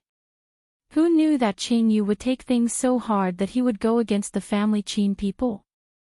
If it was in the past, Lord Zheng could certainly cover for him. But now, Your Majesty valued Qin Huaiyuan the most. He had been forced to stand on the emperor's side. He thought that since he stood on the emperor's side, they wouldn't make trouble and live in peace. Who would have thought that the faction supported by the Lu family would go against Qin Huaiyuan's faction that supported the emperor? Now that the public opinion of this case was so strong and he was in charge of it, Lord Qing couldn't cover for either side. Miss Qin. Lord Qing came to the carriage and cupped his hands. Miss Qin, you have to go to the 5 cities warden's office today. Young man said, my girl is the victim. The culprit is that group of unreasonable people. Why do you still want to arrest my girl? Lord Qing quickly said, Miss Qin, don't misunderstand. I'm not arresting you this time. I just need to ask some questions. Qin Yining had been waiting for this moment. He said in a friendly voice, Sir, there's no need to make things difficult for me. I'll go with you. I also believe that you'll be able to give me a clear explanation. Yes, that is my duty. I will naturally deal with it impartially. That's good. Qin Yining's voice was very gentle, making people feel comfortable. It was very common for a girl to bring her family to the market in a carriage. Unfortunately, they were met with this group of second-generation nobles charging their horses. Coupled with the incident in Qin Huaiyuan a few days ago and the same group of people involved in today's incident, Lord Qing could already conclude that this should be a long-planned revenge. Presumably, the yamen was also very surprised at this moment. No one would have thought that a young lady's bodyguard would have such a strong martial arts prowess. However, Lord Qing could understand. For example, Qing Yu was the only son of Minister Cheng's family. Qin Yining was the only daughter of Qin Huaiyuan. Qin Huaiyuan didn't even have a son. He only had this one daughter. Speaking of which, compared to Minister Qing and the 7 fairies, Qin Huaiyuan doted on Qin Yining less than Minister Qing doted on his only son. This was really a bad debt. After persuading Qin Yining, Lord Qing turned to persuade the group of second-generation nobles who were flustered and exasperated. Compared to Qin Yining, who was well-educated and reasonable, this group of people was not so easy to deal with. Since Lord Zheng's persuasion failed, he had to resort to forceful means. In a half-soft, half-hard way, he brought them back to the yamen of the 5 cities warden's office. Qin Yining's carriage slowly came to a stop. Bing Tang, Ji Yun, and Lian Xiaozhou got off the carriage one after another. Finally, they came forward to help Qin Yining. On the other side, several yamen officials looked over curiously. They wanted to see what kind of woman could charm Prince Zhongshuan to the point that he didn't care about avenging his father's death and forcibly snatched her back. They saw a fair hand reach out and place it on the maidservant's hand. Then, they saw a beautiful face that was as beautiful as peach blossoms. As she got off the carriage, everyone's eyes were glued to her body. She was born with an exquisite figure. Her height was considered average among northern women, but was considered tall among southern women. She glanced coldly at them. Her bright and beautiful almond-shaped eyes flashed. She didn't say a word, but she could seduce people's souls. No wonder. No wonder Prince Zhongshuan couldn't get past the beauty's charms. The Yamen officials didn't feel good for a moment. They didn't even get to take advantage of her today. Qin Yining didn't get off the carriage, and they didn't hear her retort. Could it be that they could only watch foolishly? But now, they really couldn't think of a way to get this person. Everyone walked to the front hall. Official Zheng ordered people to serve tea to both sides. The young man who was slapped by Jingzhi drank a mouthful of tea. He pointed at Jingzhi, who was standing behind Qin Yining, and shouted, "Official, this person committed a violent crime on the street. Why didn't you arrest him?" Jingzhi and the other 3 people followed Bing Tang and stood quietly behind Qin Yining with their heads lowered. Jingzhi didn't even raise his eyebrows in the face of the young man's accusation. He still kept his head lowered and looked very obedient. At this time, the secret agents looked like ordinary people's attendants. It was impossible to tell that they were people with skills like the one just now. If it wasn't for the young man's swollen face in front of him, Official Zheng wouldn't have believed it. Official Zheng asked, "Did this person really commit a violent crime?" Qin Yining raised his eyes to look at Official Zheng and said gently, "My attendants only wanted to protect their master. Today's situation was very bad. We didn't provoke them first. We were just walking on the street when this group of people rode their horses and charged towards us. My attendants are trained in martial arts. In order to protect me, they killed the leader's horse. As for that person who was sent to the yamen of the medical center, he fell because he wasn't skilled enough. It has nothing to do with my attendants. And this young master." After saying this, Qin Yining raised his eyebrows and looked at the young man with the swollen face. His gaze was penetrating, as if he could see through the depths of that person's heart. The young man only felt his face heat up. Even the slap didn't hurt. Being stared at by a beauty like this, he felt a little dizzy. Qin Yining's voice was still neither fast nor slow. He said gently and politely, "This young master's face was indeed slapped by my attendants. However, my attendants aren't people who hit people for no reason. It's just that their words were too filthy." Official Zheng asked, "What did they say?" When Qin Yining heard this, he lowered his head and said, "Filthy words. It's very embarrassing. It doesn't matter if Official Zheng doesn't believe me. There were many witnesses on the street just now. Official Zheng can ask anyone." Official Zheng nodded. He was very satisfied with Qin Yining's gentle and polite attitude. However, before Official Zheng could say anything, the young man who was closer to Qingyu began to argue. These people were all sons of officials. For a moment, Official Zheng didn't know how to deal with them. Just as he was in a dilemma, a commotion suddenly came from outside. Immediately after, someone in the corridor shouted in a panic, "Sir! Bad news! Minister Qing has surrounded our yamen with his soldiers." "What?" Official Zheng stood up abruptly. His eyes widened in disbelief. Although the Minister of War was in charge of the Ministry of War, he couldn't move soldiers as he pleased. Your Majesty had to give the order to move soldiers, and the tiger seal had to match. Now that Minister Qing had secretly moved soldiers to surround the 5 cities' warden's office, it was obvious that he was really angry because of his beloved son's coma. He didn't care about anything else. A thin layer of cold sweat appeared on Official Zheng's back. If this matter wasn't handled well, it was very likely that it would lead to chaos in the city. When Your Majesty blamed him, it wasn't something a small commander like him could bear. Official Zheng was about to walk out. However, after taking 2 steps, he stopped. He turned around to look at the group of arrogant people in the yamen, and then looked at the attendants beside Qin Yining who looked ordinary but were actually very skilled. With him here, these people wouldn't dare to be impudent. If he wasn't here, if he didn't manage to persuade them outside and a fight broke out in the room, and a few more people got injured, he might not even be able to keep his position. Thinking of this, official Zheng hurriedly ordered his most capable attendant, quickly go outside and ask Minister Qing to come in. Remember, you must persuade him nicely. Yes. The attendant hurriedly left the room and went through the hall to the front door.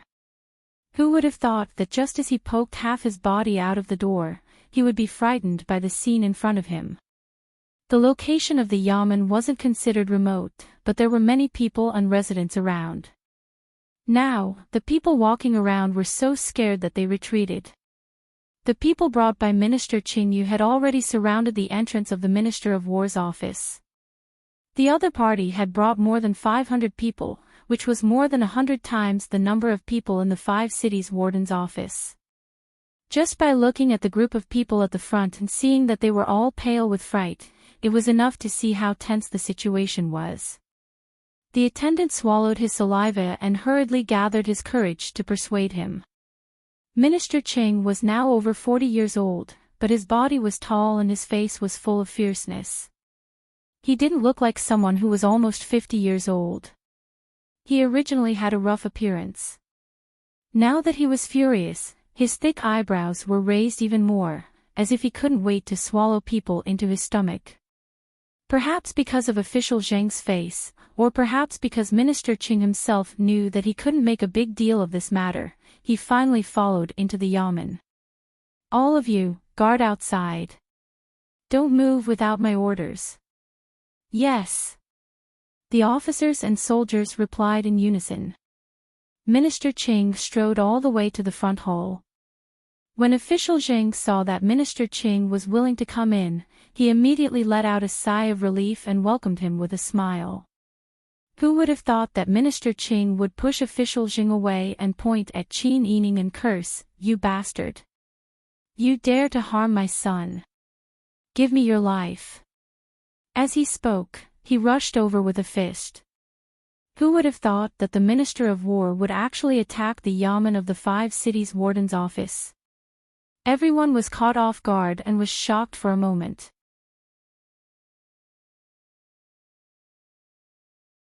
Chapter 387. Originally, Qin Yining was able to calmly watch the fight. She had absolute confidence in the silver-masked secret agent's skills. However, after the fight started, Qin Yining stood up with a frown. She didn't expect the domineering and reckless Minister Qing to be so skilled in martial arts. Jing Zhe and the other 3 had to join forces to stop him. Minister Qing glared at Qin Yining, as if he wanted to skin him alive. Seeing how brave he was, the yamen servants who were riding their horses also laughed and cheered him on. It seemed that they wanted to please Minister Qing, but it also seemed that they wanted to provoke him. Their words were even more disrespectful to Qin Yining. Official Zheng saw that the room was in chaos. The tables and chairs were smashed, and the porcelain tea set was also broken. The broken porcelain was scattered all over the floor. Although Qin Yining's 4 bodyguards were skilled, they didn't dare to hurt the imperial court officials because of their previous experience. Therefore, they were somewhat restrained. However, Minister Qing was like a mad beast, crazily rushing towards Qin Yining. If this continued, if Qin Yining was injured, official Zheng would have to bear the consequences. Injuring Qing Yu was enough to make him badly battered. Minister Qing had a rough temperament, so it was easier to guess what he was thinking.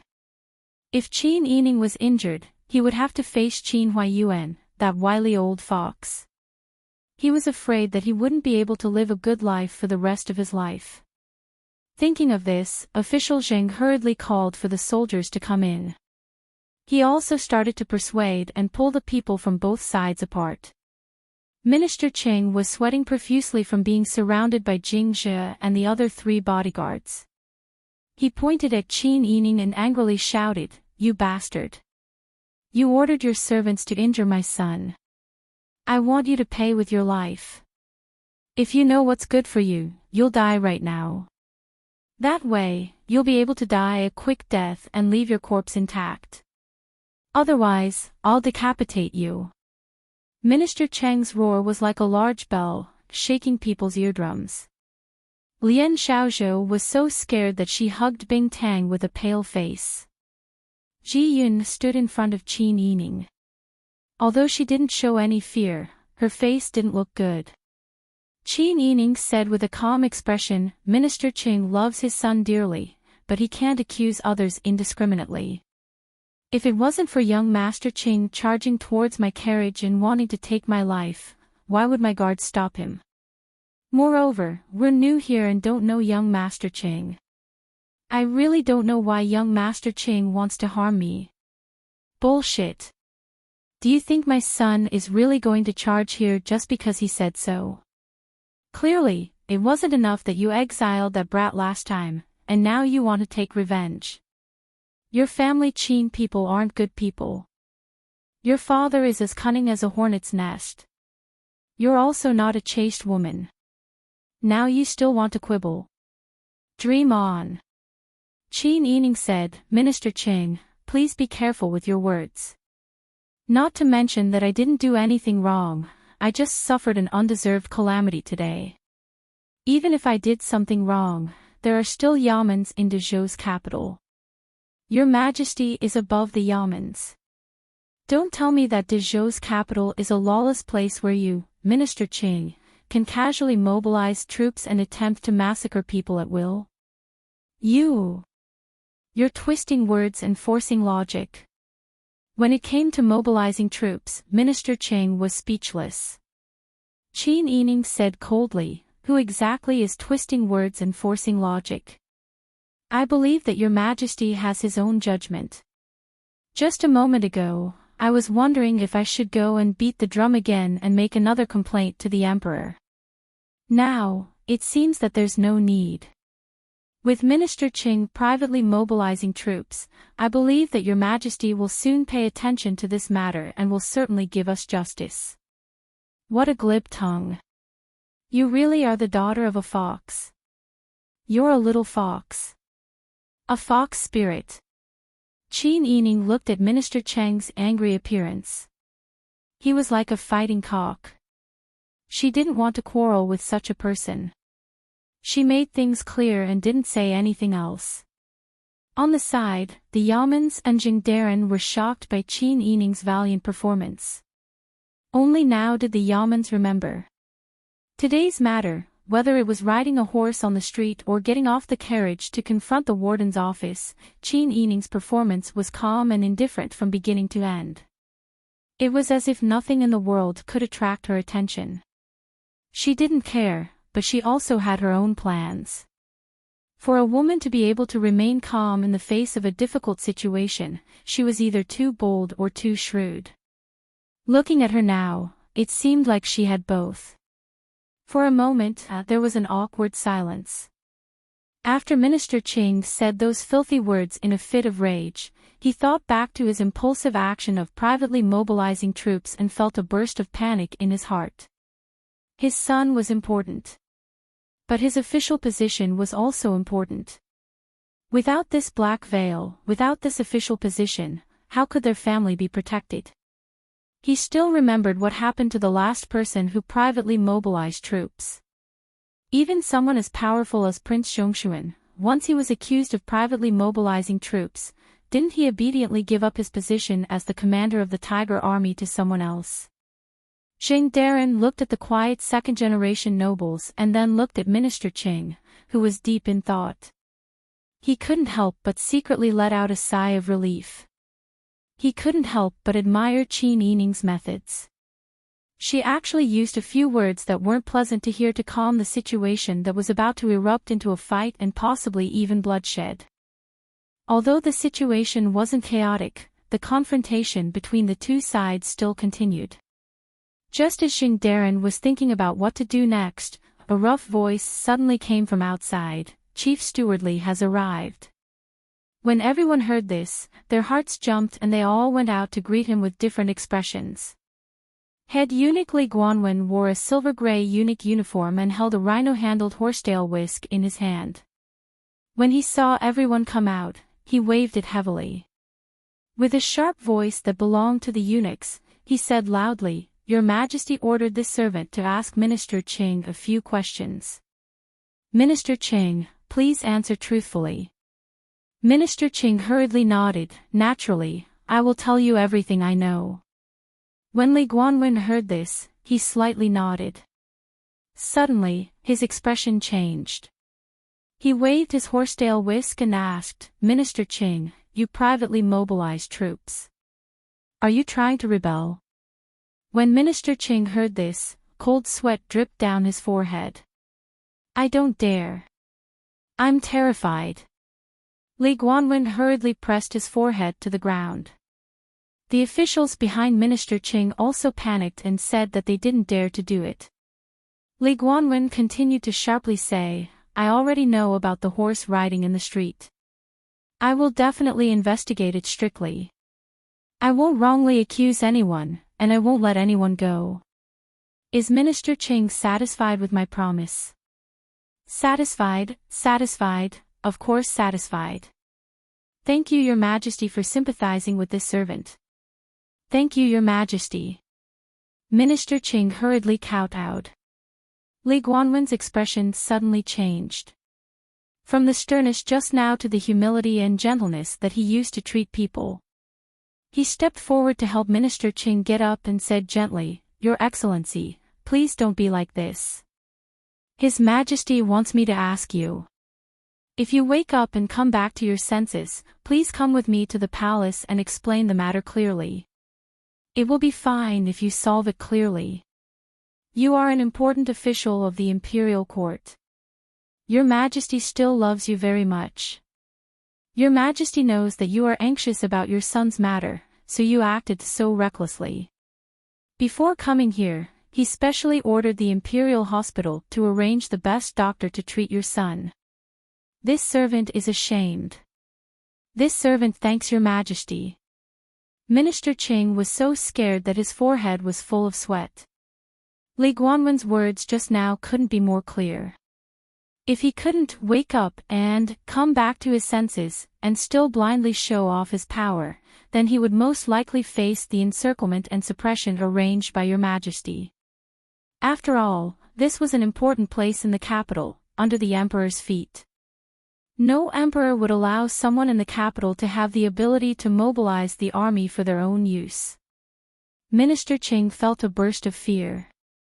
His manic heart that was shocked by his son's accident also calmed down. However, when he thought about how his precious child, the only child of the Ching family, had knocked his head and was unconscious, he couldn't dispel his anger. He pointed at Qin Yining and said, "Head Stewardly. This matter is definitely related to the daughter of the family Qin family. This servant is going to the palace to explain the situation. Please arrest the daughter of the family Qin family and the bodyguards by her side." Li Guanwen glanced at Qin Yining.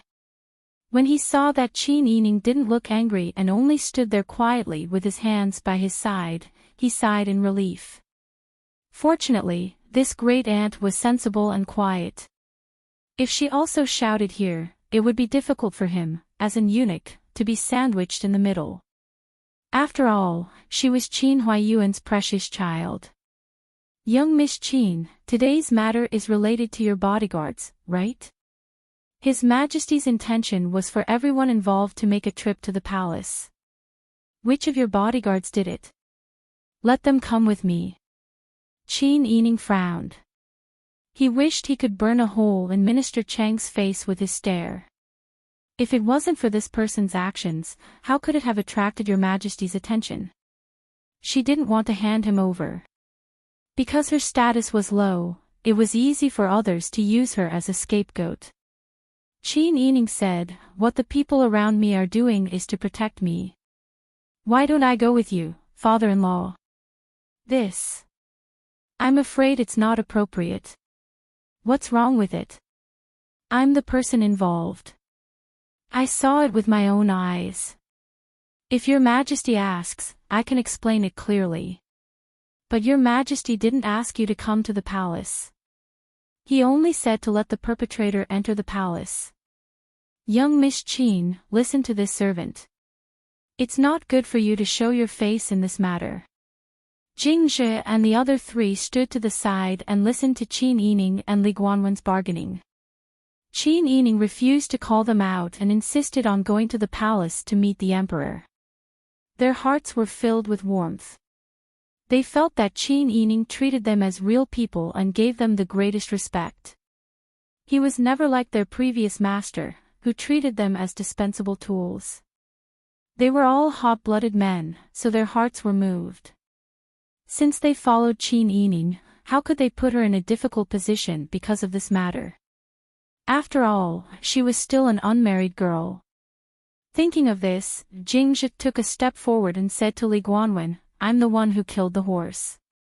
I didn't hurt young Master Qing. He fell off the horse and fainted. If Master Steward doesn't mind, I'll go with you.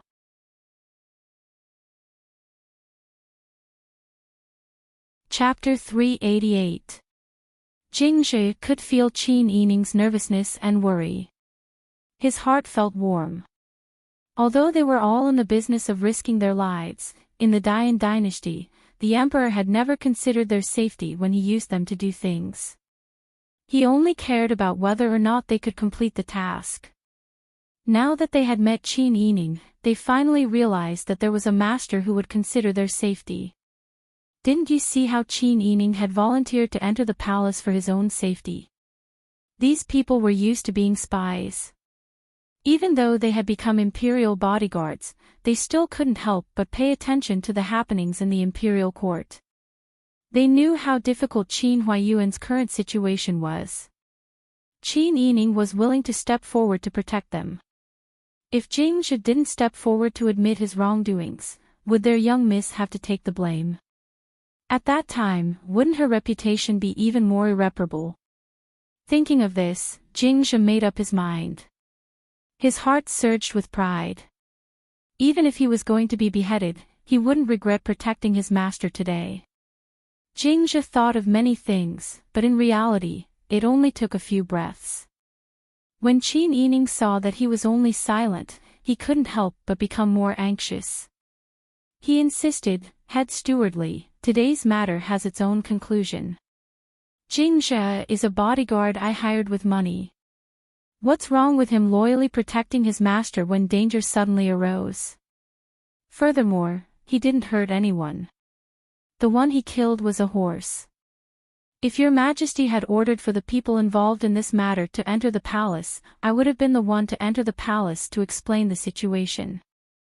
Although Li Guanwen was a bit embarrassed by Qin Yining's words, he still admired her for her loyalty. However, in her heart, she admired her loyalty and secretly envied Jingzhe for having such a master who was willing to protect her servants. Not only Li Guanwen, but the people who followed Qin Yining all felt the same way. Even the second-generation masters, who had been clamoring for a long time, quieted down at this moment. Li Guanwen cleared his throat and said, I'm sorry, Miss Qin. This is your Majesty's order. I can't go against it. He then instructed his men to bring Jingzhe along. After bidding farewell to Lord Jing, he left with Minister Qing. Qin Yining walked him out of the door before returning with a worried frown. Seeing that the situation had eased, Lord Jing heaved a sigh of relief in his heart. Miss Qin, today's matter is almost settled. You can go back now. Before Qin Yining could reply, the other rich second generations shouted, why should she go first? We are the victims, so we should be the ones to leave first. At this moment, the soldiers brought by the Minister of War had already retreated. The warden's office of the 5 cities was once again safe. Furthermore, your Majesty had already intervened in this matter. Lord Jing knew that he could only make the same choice as before and firmly stand by your Majesty's side in the future. Qin Huayuan was a mainstay of your Majesty's faction. Naturally, he had to protect Qin Yining. Moreover, she was a girl. Thinking of this, Lord Zheng's expression darkened. Today's matter is already very clear. You all rode your horses first. There were countless witnesses. Do you still want to deny it? Miss Qin was in the carriage from beginning to end and never showed her face. If Miss Qin's servants were in the wrong, then Chief Stewardly had already taken them away just now. You people can't escape even if you rode your horses. Do you still want to deny it? Seeing that Lord Jing had suddenly become unyielding, the second-generation masters were somewhat flustered. Qin Yining glanced at Lord Jing and naturally understood the reason for his sudden change in attitude. He smiled and said, "Many thanks, Lord Jing. However, how can I be at ease now that my people have been brought into the palace? I believe that no matter what the result is, your Yamen will definitely receive the news first. I hope that Lord Jing will allow me to wait here with my people." When Lord Jing heard this, he didn't feel that her request was overstepping his bounds. Qin Yining's attitude was very sincere and she was wholeheartedly protecting her servants. Whether it was her etiquette or her intentions, they were all very admirable. Thus, Lord Jing didn't object. He smiled and said, "I'm just afraid that Miss Qin won't be used to it because this place is too crude." "Of course not. Lord Zheng is too polite." The two exchanged a few pleasantries before Qin Yining returned to his seat. The second-generation masters looked at each other in dismay. They thought to themselves that when Minister Qing enters the palace and meets the emperor, they'll see how your family Qin people die. As a result, the group of people chatted with great confidence and even casually asked for tea and snacks. Seeing that this group of people didn't have any self-awareness, Lord Jing was a bit annoyed. However, because of their status, he didn't want to offend them. He could only order people to prepare tea and snacks. This wait lasted until the afternoon. There wasn't any news from the palace. Instead, the fathers of these second-generation masters personally came and dragged Lord Jing out to plead with him, hoping that he could bring them back. Lord Zheng's head was already hurting from all the noise from these second-generation masters. Thus, he went with the flow and agreed to their requests. However, he requested that these people couldn't leave the capital at will. They had to be at his beck and call.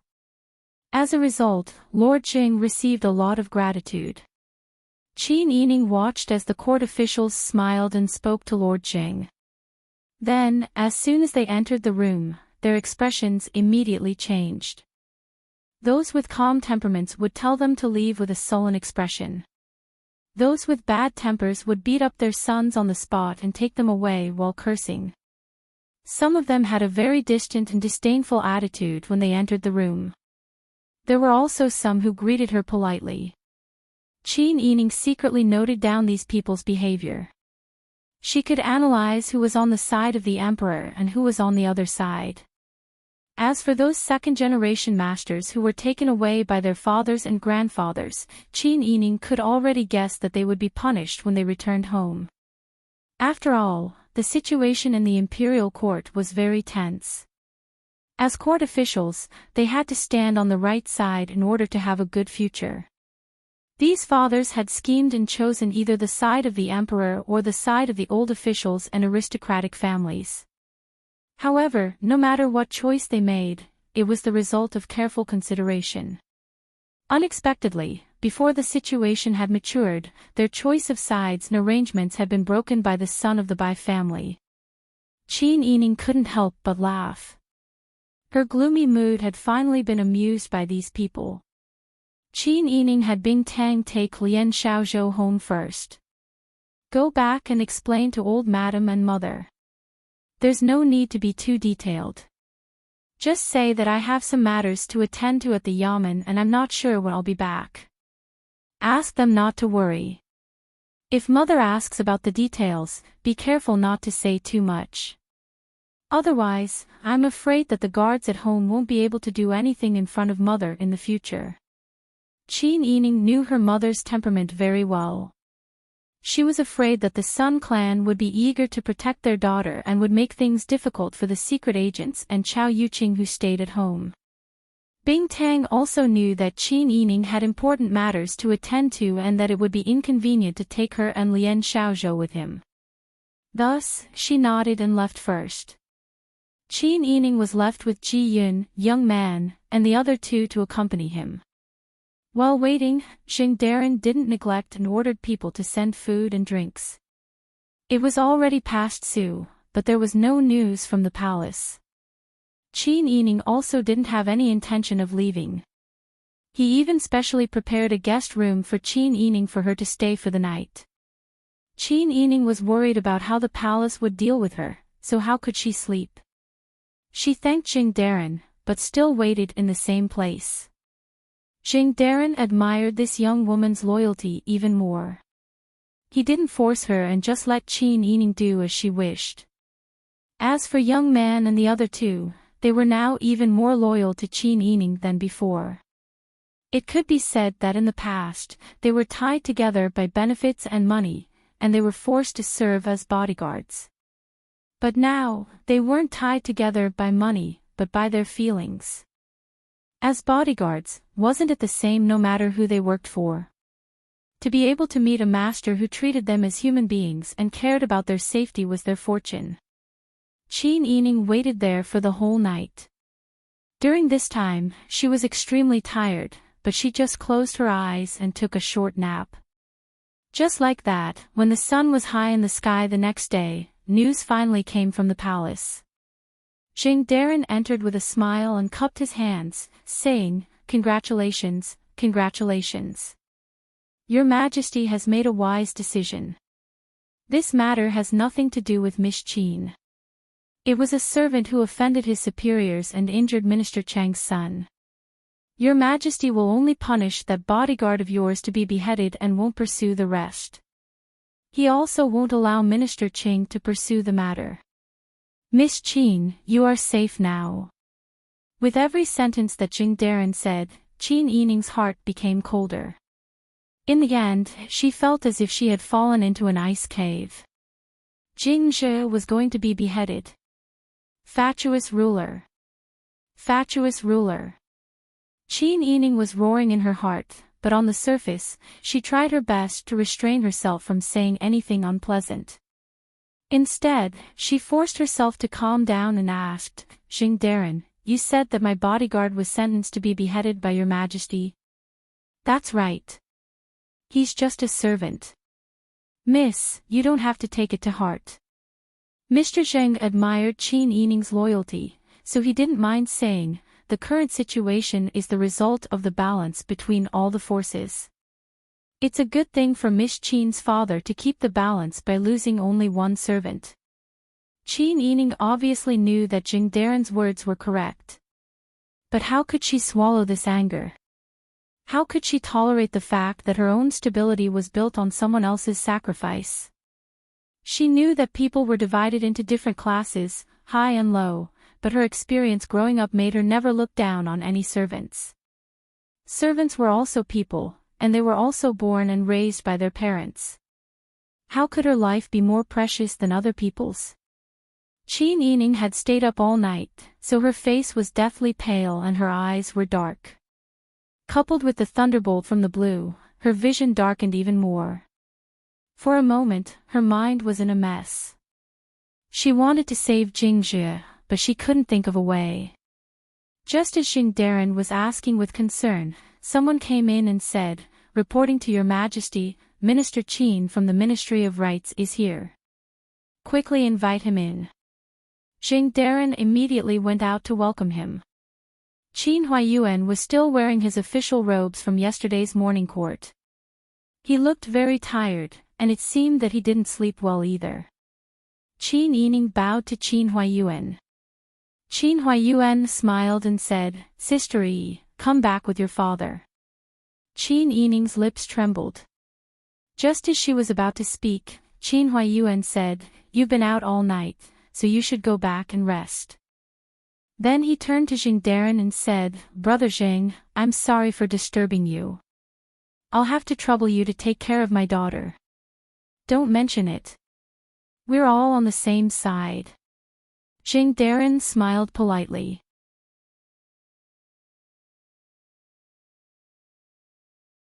Chapter 389. The atmosphere in the carriage was very gloomy. Qin Yining hadn't slept all night, and the news that Jing Zhe was going to be executed had given her a splitting headache. Her complexion was also very bad. She leaned against the wooden wall of the carriage and closed her eyes to rest, her fingers pinching the space between her eyebrows. Qin Huaiyuan said, "Father thought you had already returned home. I didn't expect you to be guarding the warden's office in the 5 cities. I only just found out that you were here when your mother was very worried. It's my fault for making father worry." Qin Yining opened her eyes, which were already bloodshot. "Father didn't return home last night. Were you in front of your majesty the entire time?" "Yes." Qin Huaiyuan's face was also full of fatigue. He said, "Yesterday, when Minister Qing brought people into the palace, I happened to be there." Qin Yining smiled bitterly and said, "Father, I know even if you don't say it. It must have been a battle of words. It's my fault for causing so much trouble for father." Qin Huaiyuan heard this and smiled. He said, "How can it be considered your fault? You were also an innocent bystander. In the end, it all started because I was startled by their caravan that day. I didn't want to give in, and I also didn't want to let these rich second generations run amok in the capital and disturb the people. That's why I pursued them so fiercely. I didn't expect that it would cause such trouble." Qin Yining said, "Father, I'm not afraid of trouble, but, is Jing Zhe really beyond saving?" Qin Huaiyuan sighed and nodded. He said, "Sister Yi, you're a smart person. Father doesn't need to tell you that your majesty made the decision to punish Jing Zhe just to shut Minister Chang's mouth with a servant. In this matter, we only lost one person, and we can maintain the balance we've worked so hard to maintain. We didn't lose anything. The one who lost was Minister Qing. But there's still a life involved." Qin Yining's voice was somewhat hoarse. Qin Huaiyuan said, "Father knows what you're thinking, and I know you're sincere. But the imperial edict has already been issued, what else can we do? Sister Yi, I know you're smart and you might be able to think of a way to save Jing Zhe's life, but you have to remember that you're the daughter of a family Qin. You have to think twice before you act." Qin Huaiyuan's intention was quite clear. Jing Zhe was just a servant. If necessary, it was not a big deal to sacrifice a servant. The family Qin had not yet gained a firm foothold in the capital. What they needed was your majesty's protection. Your majesty had already sentenced Jing Zhe to be beheaded, so it was already set in stone. If they dared to plead for leniency, it would be tantamount to slapping the emperor's face. From a bystander's point of view, Qin Yining knew that he shouldn't have interfered and made things worse. However, the reason Jing Zhe intervened was to protect her. If it weren't for her, how could he have implicated Jing Zhe and caused him to lose his life? After all, Jing Zhe was someone by her side. If something happened to him, she would just shrink her neck and not do anything. How could she convince the public in the future? Moreover, she didn't want Jing Zhe to be sacrificed in order to protect her. Thinking of this, Qin Yining said, "Father, I promise I won't harm the interests of the family." She was telling Qin Huaiyuan that she was determined to save Jing Zhe. Qin Yining looked at Qin Huaiyuan with apprehension. She was thinking about what she would do if her father denied her decision, or even severely reprimanded or stopped her. Unexpectedly, Qin Huaiyuan suddenly burst out laughing, scaring Qin Yining. "Father, I knew it. You are stubborn. Just like when I was young, once I decided on something, I would do it according to my own ideas. I didn't care whether others would stop me or not." Qin Yining smiled when she heard this. "Father, you are such a rational and steady person. How could you be like this? You're not lying to me, are you? I'm not lying to you. Don't all people start off as rash and high-spirited? They gradually settle down and become steady. Qin Huaiyuan took off his official hat and rubbed his face. Sister Yi, you can do whatever you want. However, you must remember what I said just now. Don't forget that you are a member of the family Qin. The first thing you need to do is to protect the family. Only when the family is strong will you have more confidence in the future. I will remember what you said, father, Qin Yining said gratefully. Thank you for your understanding. Qin Huaiyuan only smiled and patted Qin Yining's head. When the carriage returned home, Qin Yining went to see the Sun clan and said that she was going back to catch up on sleep. However, the servants could see that Qin Yining's expression was not good, especially the people around Qin Yining who knew what was going on. Qin Yining sat cross-legged on the heated Kong bed next to the window. Although she was tired and sleepy, she did not feel sleepy at all because of Jingzhe. Jingzhe's execution was personally judged by Li Qitian. Since they could not plead for mercy, they could only think of a way to make Li Qitian speak up and pardon Jingzhe's death sentence.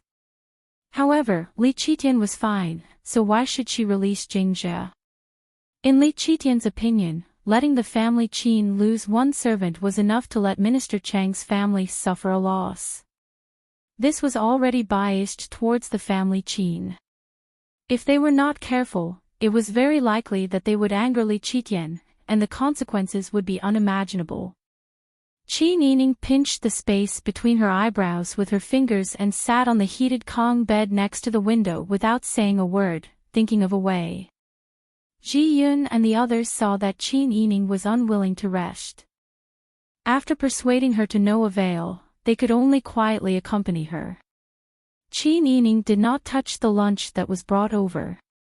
It was the same for dinner.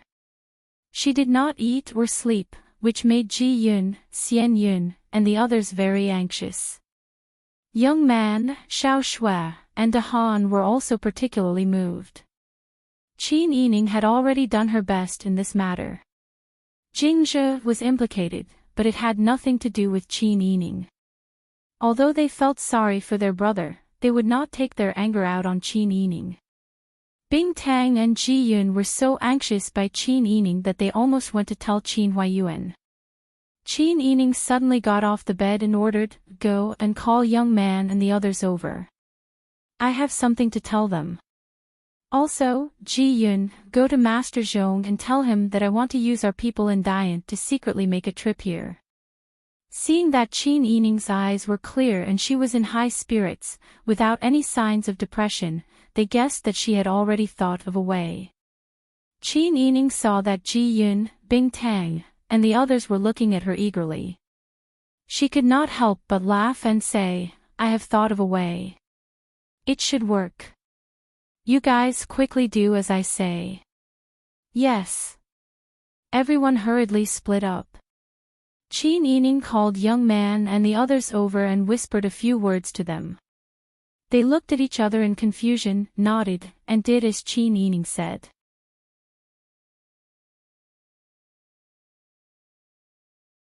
Chapter 390. When Qin Yining saw Zhong Dezhang, she immediately asked Master Zhong to send a secret letter to the capital of Dian and hand it over to a trustworthy person in the capital. As for the contents of the letter, she leaned close to Master Zhong and whispered a few words into his ear. Master Zhong was stunned when he heard what she said and said, "Boss, what you're doing could lead to a fatal disaster. You don't know where Dezhou's people are." Qin Yining raised her hand slightly and stopped Master Zhong from finishing his words. She smiled at him and comforted him, "Manager, don't worry. I know what I'm doing. You just need to do as I say. Just use the carrier pigeon. The sooner the better." Master Zhong was a bit worried at first, but when he saw how confident Qin Yining was, he no longer hesitated. He nodded solemnly and said, "Don't worry. I'll get it done as soon as possible. Then I'll have to trouble you." There are people's lives tied to this matter. You must be careful. Yes. Qin Yining didn't delay Master Zhong. After she finished speaking, she got out of the carriage. Master Zhong immediately ordered someone to whip the horse and drive the carriage away from the family Qin. Qin Yining brought the maidservant back to her room. When she arrived at the door, she saw Chao Yuqing standing there with her hands behind her back. She was frowning as she waited for her.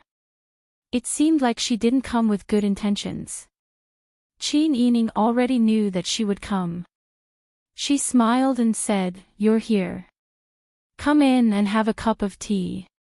Okay. Chao Yuqing admired her calmness. In addition, her face was similar to Qin Huayuan's when he was young. The depression in her heart dissipated when she saw Qin Yining. The two of them entered the room and sat down on the embroidered stool next to the square table.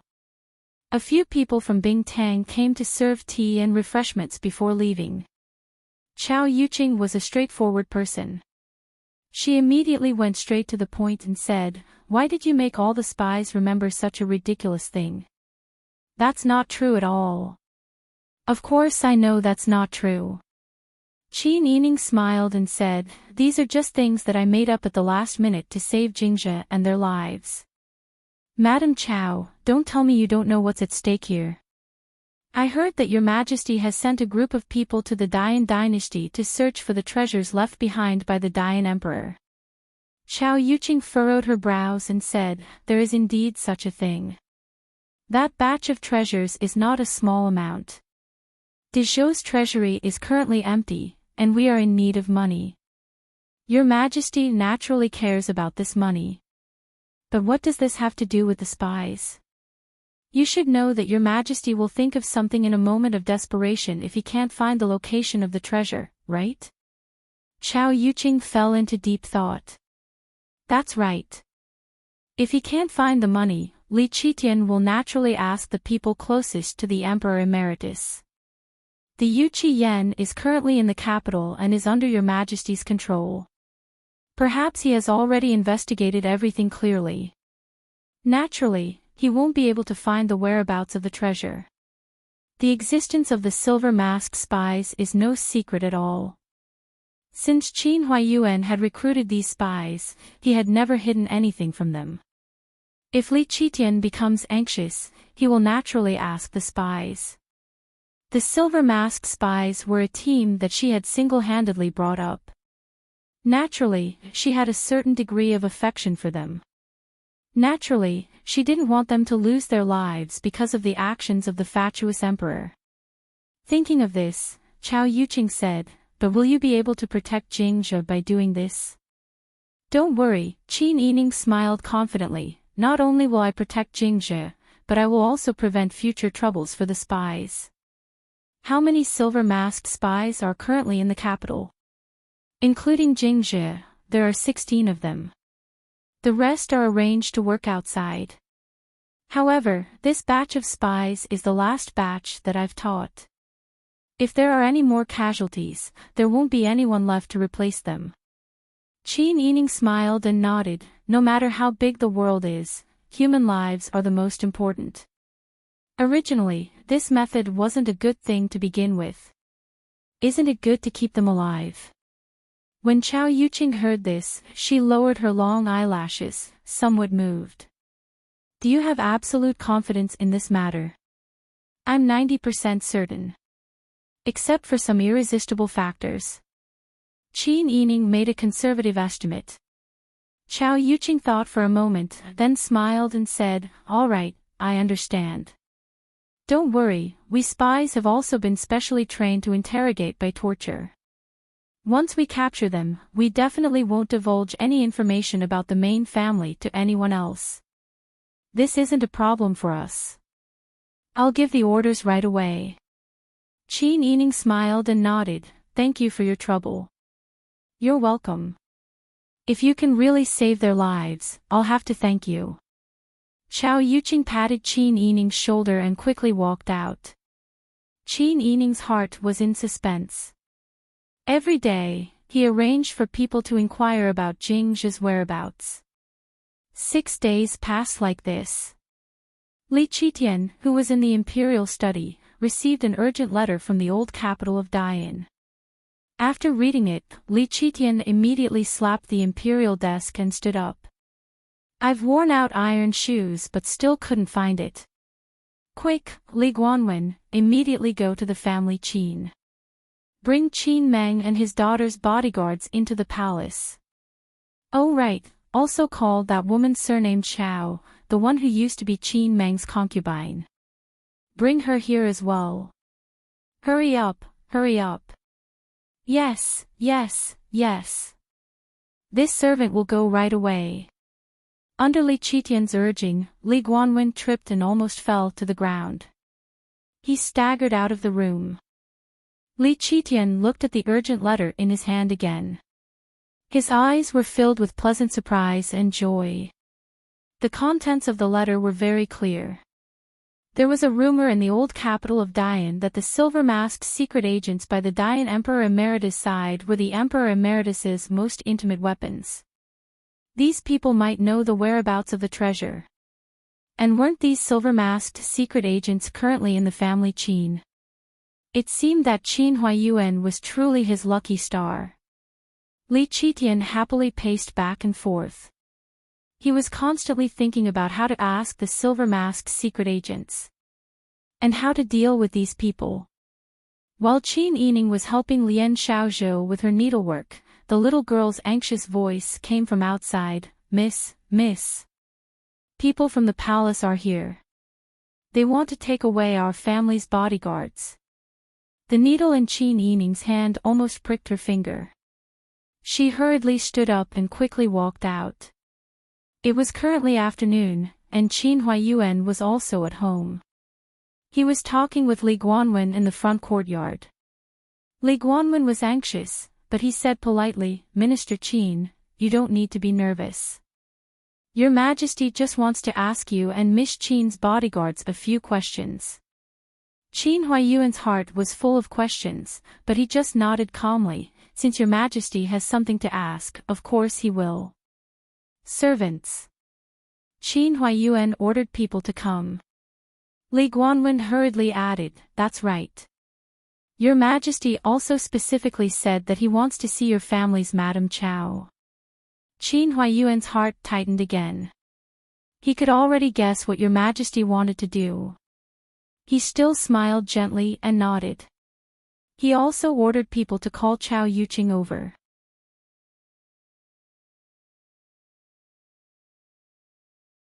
Chapter 391. Qin Yining worriedly watched his father and his entourage leave. Although she had already sketched out this plan countless times in her heart and considered several possible accidents at every step, when the matter was truly placed in front of her, she was still worried about their safety. Qin Yining returned to his room and waited quietly. However, when Qin Huaiyuan, Chow Yuqing, and the rest of the family Qin guards were taken away, it still caused panic in the family. It was because the family Qin had experienced too many accidents. The family had long realized that their current situation was not a comfortable living environment. In this position, there were too many dangerous factors that needed to be solved. Old Madam lit her tobacco pipe, but she didn't smoke. She just held it in her hand and stared blankly at the small courtyard overflowing with spring outside the window. Mammy Qin persuaded in a low voice, "Old Madam, don't worry. Laoi is such a smart person. This servant thinks that there is nothing that Laoi can't do. This time, your Majesty might have an important task for Laoi to do." There is indeed this possibility. Old Madam felt much better after hearing this. The Sun clan and Second Madam also nodded. "Look at how polite Chief Steward Li was to our family's Laoi just now in the palace. He even had a bit of flattery. Thinking about it, it shouldn't be a big problem." With this explanation, everyone felt much more relieved.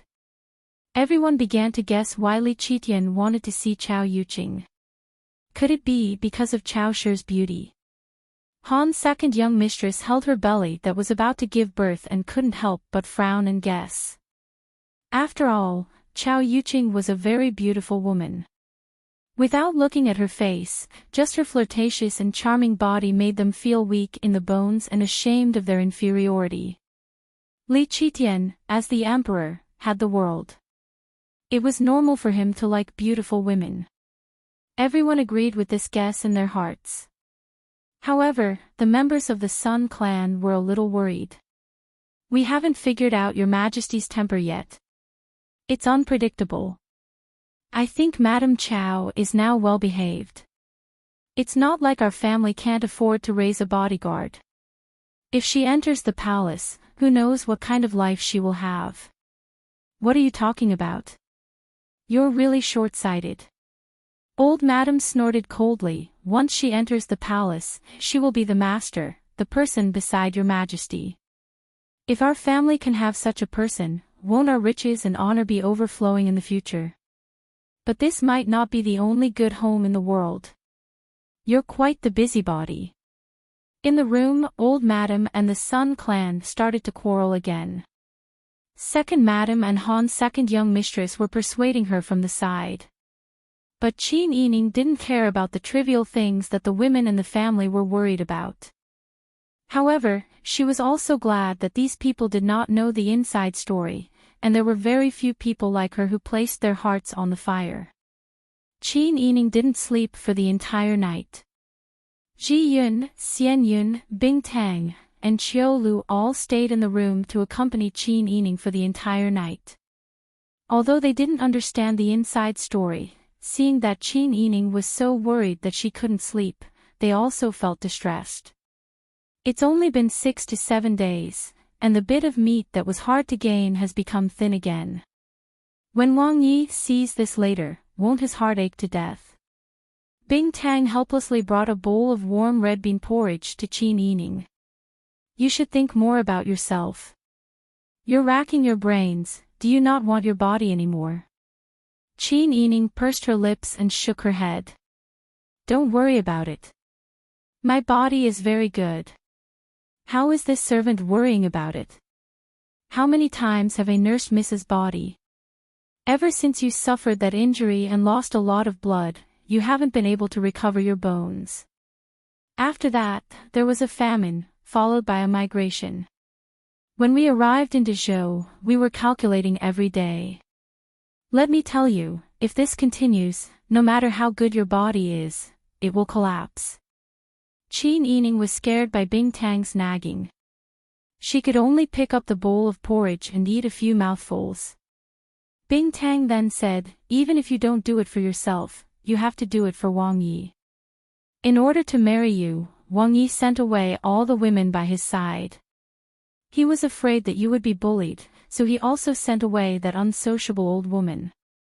Wang Yi doesn't have any other women by his side, but he is counting on you to give birth to Wang Ye's children. If you don't nurture your body properly, what will you do in the future?" Qin Yining almost spat out the porridge in her mouth when she heard what she said. She pointed a finger at her forehead and said, "You bad wench." Then she thought for a while and said, "To be honest, we should all nurture our bodies properly. You are all grown up and have reached the age to be compatible with others." Xian Yun and Ji Yun both had an, as expected, expression. "I knew you would drag us down with you." They chatted and laughed, which made Qin Yining's depression dissipate a lot. As they were talking, an old woman suddenly shouted from outside, "Master is back." Qin Yining jumped up immediately, threw down the bowl, and looked outside. Qin Huayuan walked in front, followed by Chao Yuqing. Behind Chao Yuqing was a group of secret agents. Qin Yining counted them one by one, and her gaze fell on Jingzhi, Xiao Shui, young man, and De Han, who were the last to enter the door. Qin Yining finally smiled in relief. "It's done. Miss." Jingzhi, Xiao Shui, young man, and De Han strode forward and knelt on the spot to salute Qin Yining. Jingzhi even kowtowed and said, "Thank you for saving our lives, miss. Dispense with the formalities." Get up quickly. Have you been tortured? Let the doctor take a look at you later. Jingzhi quickly shook his head and knelt on the ground, refusing to get up. He looked up at Qin Yining and said, Miss, you are unparalleled in wisdom. Your Majesty did not make things difficult for us. At this time, the rest of the secret agents also saluted Qin Yining respectfully and thanked her in unison. Thank you, Miss. Qin Yining's plan could not prevent them from being suspected and investigated, but it could save their lives.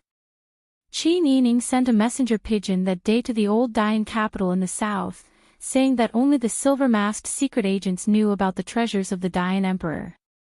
After Qin Yining and Chao Yuqing had a discussion, they taught them another lie. He said that when they were brought to the secret chamber by the retired emperor, each of them was hypnotized by a master, and a message was stored in their minds.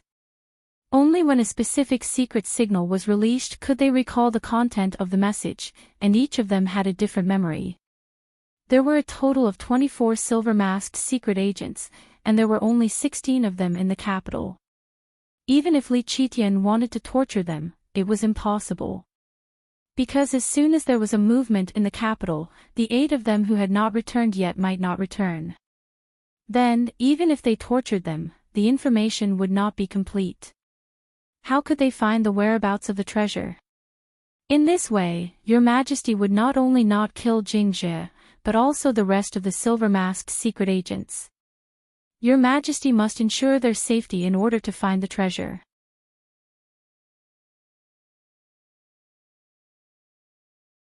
Chapter 392. Seeing that the secret agents loved and respected Qin Yining so much, Qin Huaiyuan couldn't help but smile as he stood in the corridor with his hands behind his back. He didn't blame Qin Yining for handling this matter without discussing it with him. Instead, he felt that his daughter's wisdom was becoming more and more mature. Such a method of killing 2 birds with 1 stone wasn't something that anyone could think of. Chao Yuqing stood beside Qin Huaiyuan and looked at his smiling profile. She couldn't help but smile as well. 4th Miss has surpassed her master. Darren will have a successor in the future. That's right. Qin Huaiyuan nodded slightly. Although he regretted that he didn't have a son, now that things were like this, what was there to force? Besides, his daughter had the appearance, talent, and was resourceful. She was loyal and righteous, and she had a keen sense for court affairs. Every time she pointed out the problems of the current situation, his eyes lit up. Such a clever and sensible daughter was simply 18 streets ahead of those second generations who rode horses on the streets. What was so great about giving birth to that kind of son? If they had the ability, it would be great if they could also raise a smart and beautiful daughter. Qin Huaiyuan couldn't help but laugh heartily. He walked towards the old madam and the others who had already come out to welcome them. Old madam, look. I told you that first master would be fine. Your Majesty has placed first master in such an important position. Second madam held the old madam's arm and joined in the fun. The old madam beamed with smiles and nodded repeatedly. She pulled Qin Huaiyuan's arm and said, Next time Your Majesty asks you to do something, remember to send a message home. Don't make mother worry for nothing. I know, mother. Qin Huaiyuan smiled and comforted her. Now that we have a firm foothold, it's fine as long as we live our days in peace. There's no need to worry too much in the future. Really? The old madam grabbed Qin Huaiyuan's arm in surprise. Qin Huaiyuan saw his old mother like this and felt a bit sad in his heart. He said with a smile, Of course it's true. As long as we live our days in peace and don't cause trouble, it's fine. That's good, that's good. Old madam smiled and nodded repeatedly. She turned around and instructed Mammy Qin to ask someone to prepare the meal. Qin Yining had a reunion dinner with his family, washed up, and fell asleep as soon as his head hit the pillow. In the middle of the night, Ji Yun, who was sleeping, heard a noise from the back window. She woke up with a start and looked back, only to see Pang Xiao coming out from the corner door of the washroom behind the bed. Ji Yun could not help but laugh in her heart. Counting the days, Wang Yi should be here in the next few days. He smiled and bowed. Then, he quietly opened the door and left. Pang Xiao sat on the edge of Qin Yining's bed and looked at the sleeping Qin Yining with the dim light left by Ji Yun. She was lying on her side. Her white cheeks were pressed against the pillow whose exact color could not be seen under the candlelight. Her lips were slightly open, revealing two slightly large front teeth. Her long hair was scattered on the pillow, making her palm-sized face look even smaller. The shadows cast by her long eyelashes were like two small fans. Pang Xiao gently rubbed her cheeks with his index finger. Qin Yining dodged in a daze and muttered with a frown. Pang Xiao could not help but chuckle.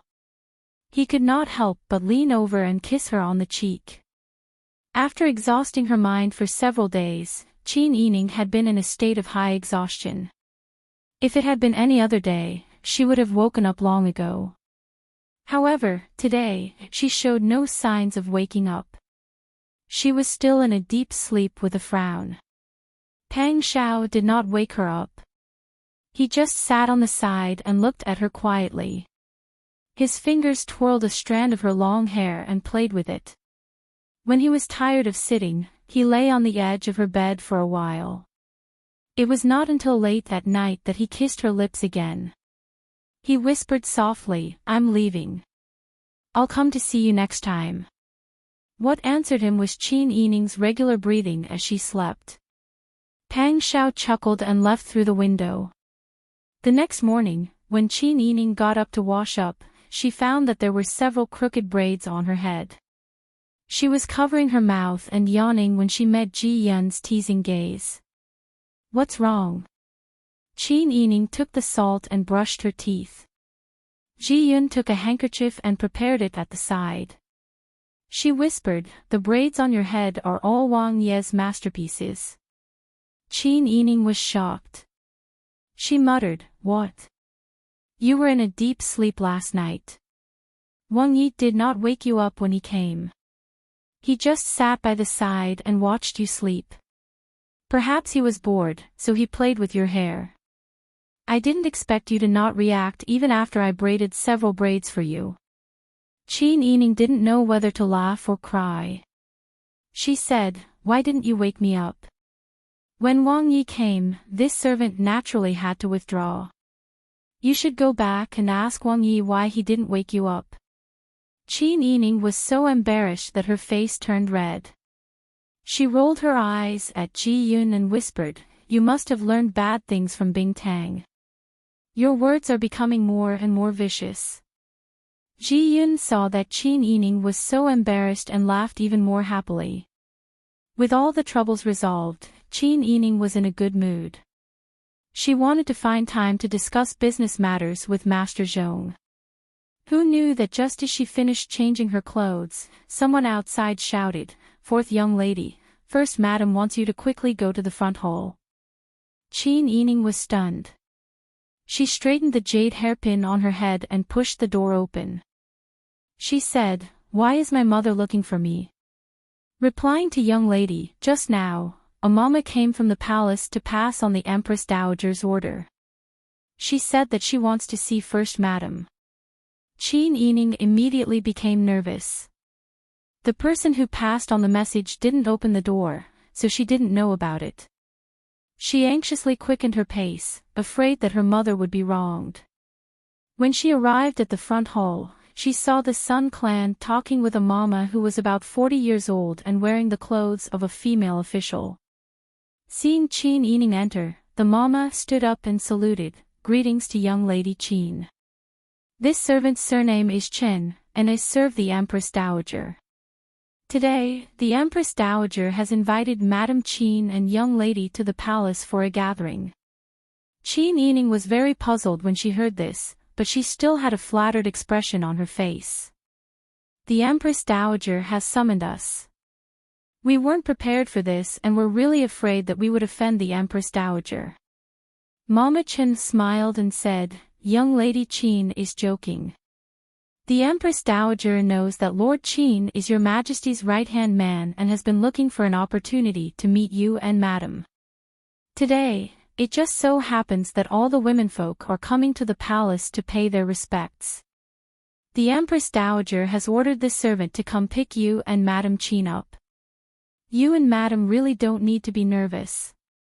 It would be a lie to say that they weren't nervous. The Sun clan was so nervous that their palms were sweating. She wanted to say that Qin Huayuan was in the morning court and they had to wait for Qin Huayuan to return home before making a decision. However, these thoughts were just thoughts. After all, she also knew that it wasn't appropriate to say these words. Qin Yining calmed down. No matter what the Empress Dowager wanted to do, she wouldn't take their lives. As long as they didn't lose their lives, nothing else could be considered a big deal. Then, I'll have to trouble Mama Qin. Don't mention it. Seeing Qin Yining so happy, Mama Qin smiled and said, "The carriage has already been prepared. The Empress Dowager specifically ordered me to pick up Madam and young lady. Will you two come with the servant?"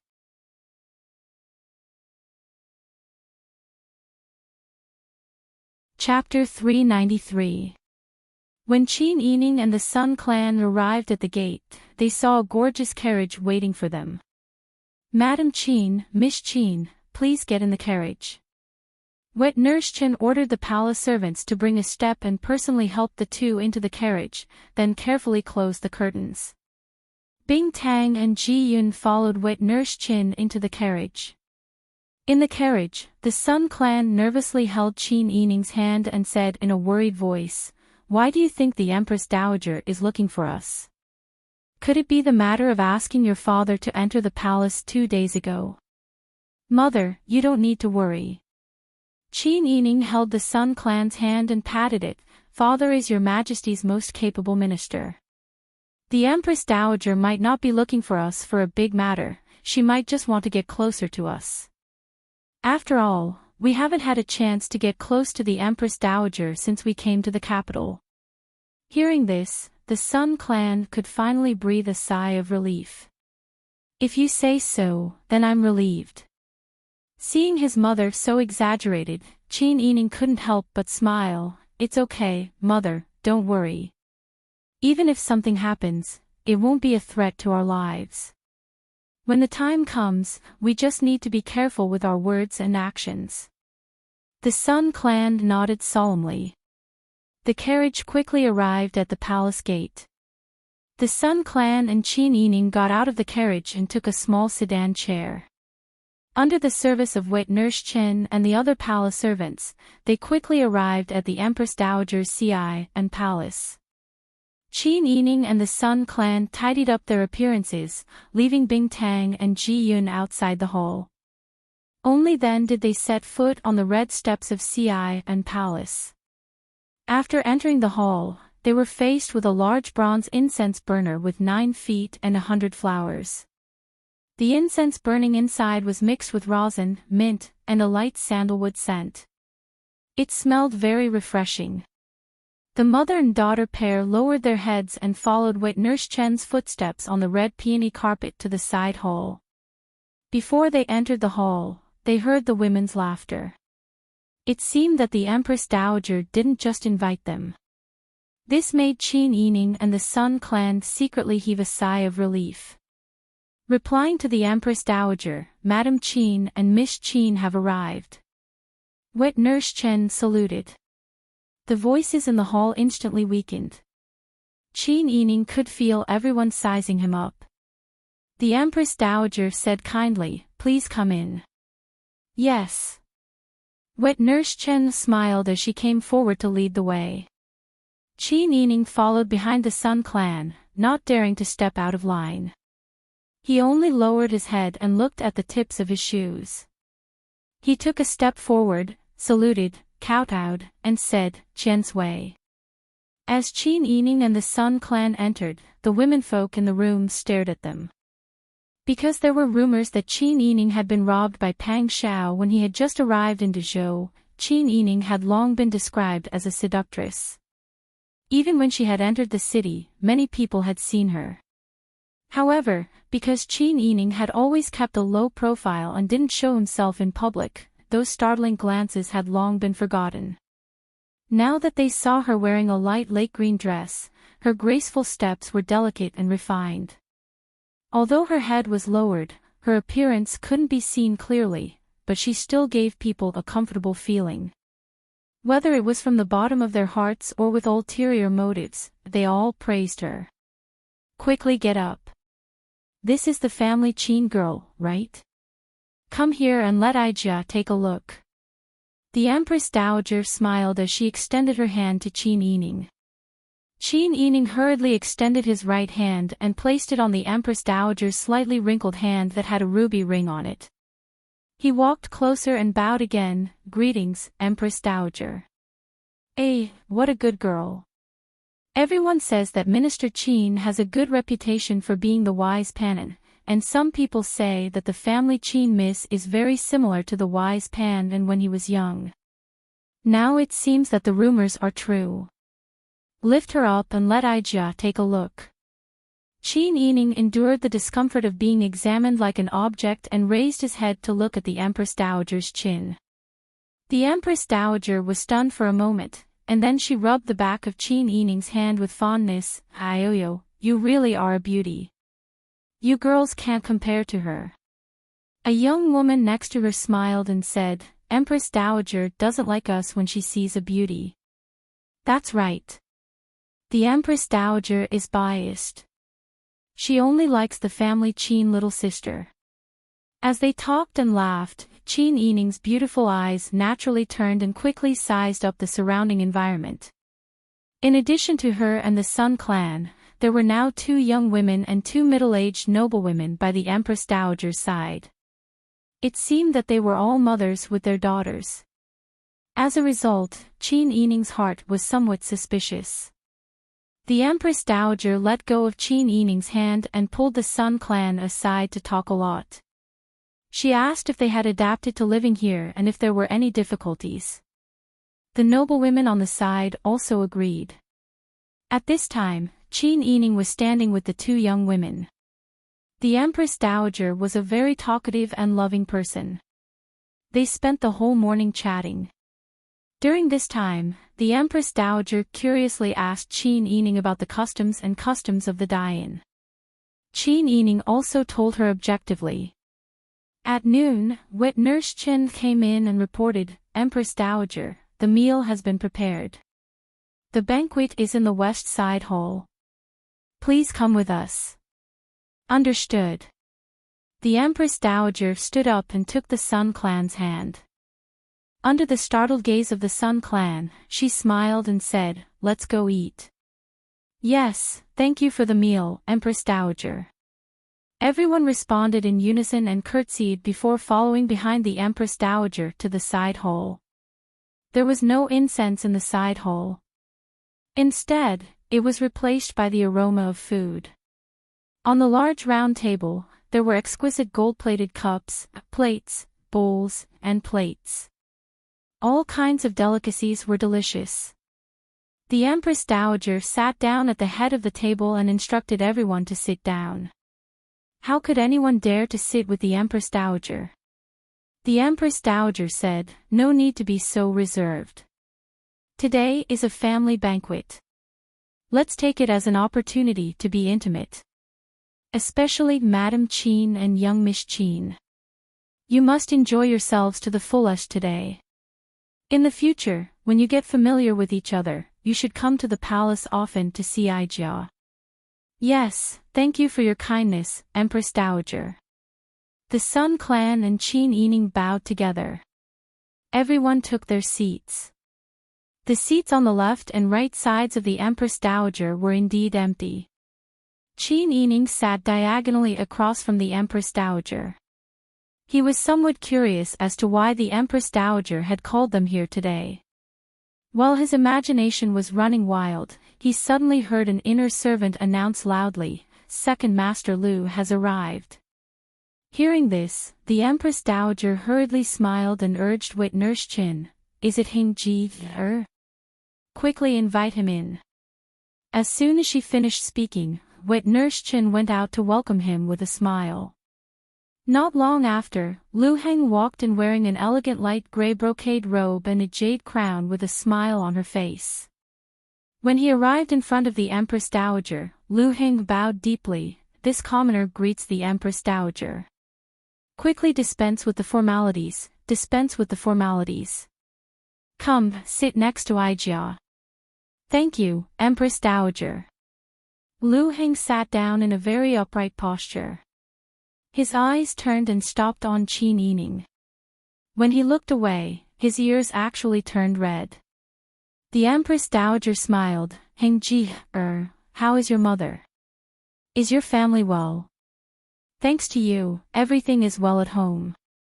My mother also told me to come pay respects to the Empress Dowager. Good, good.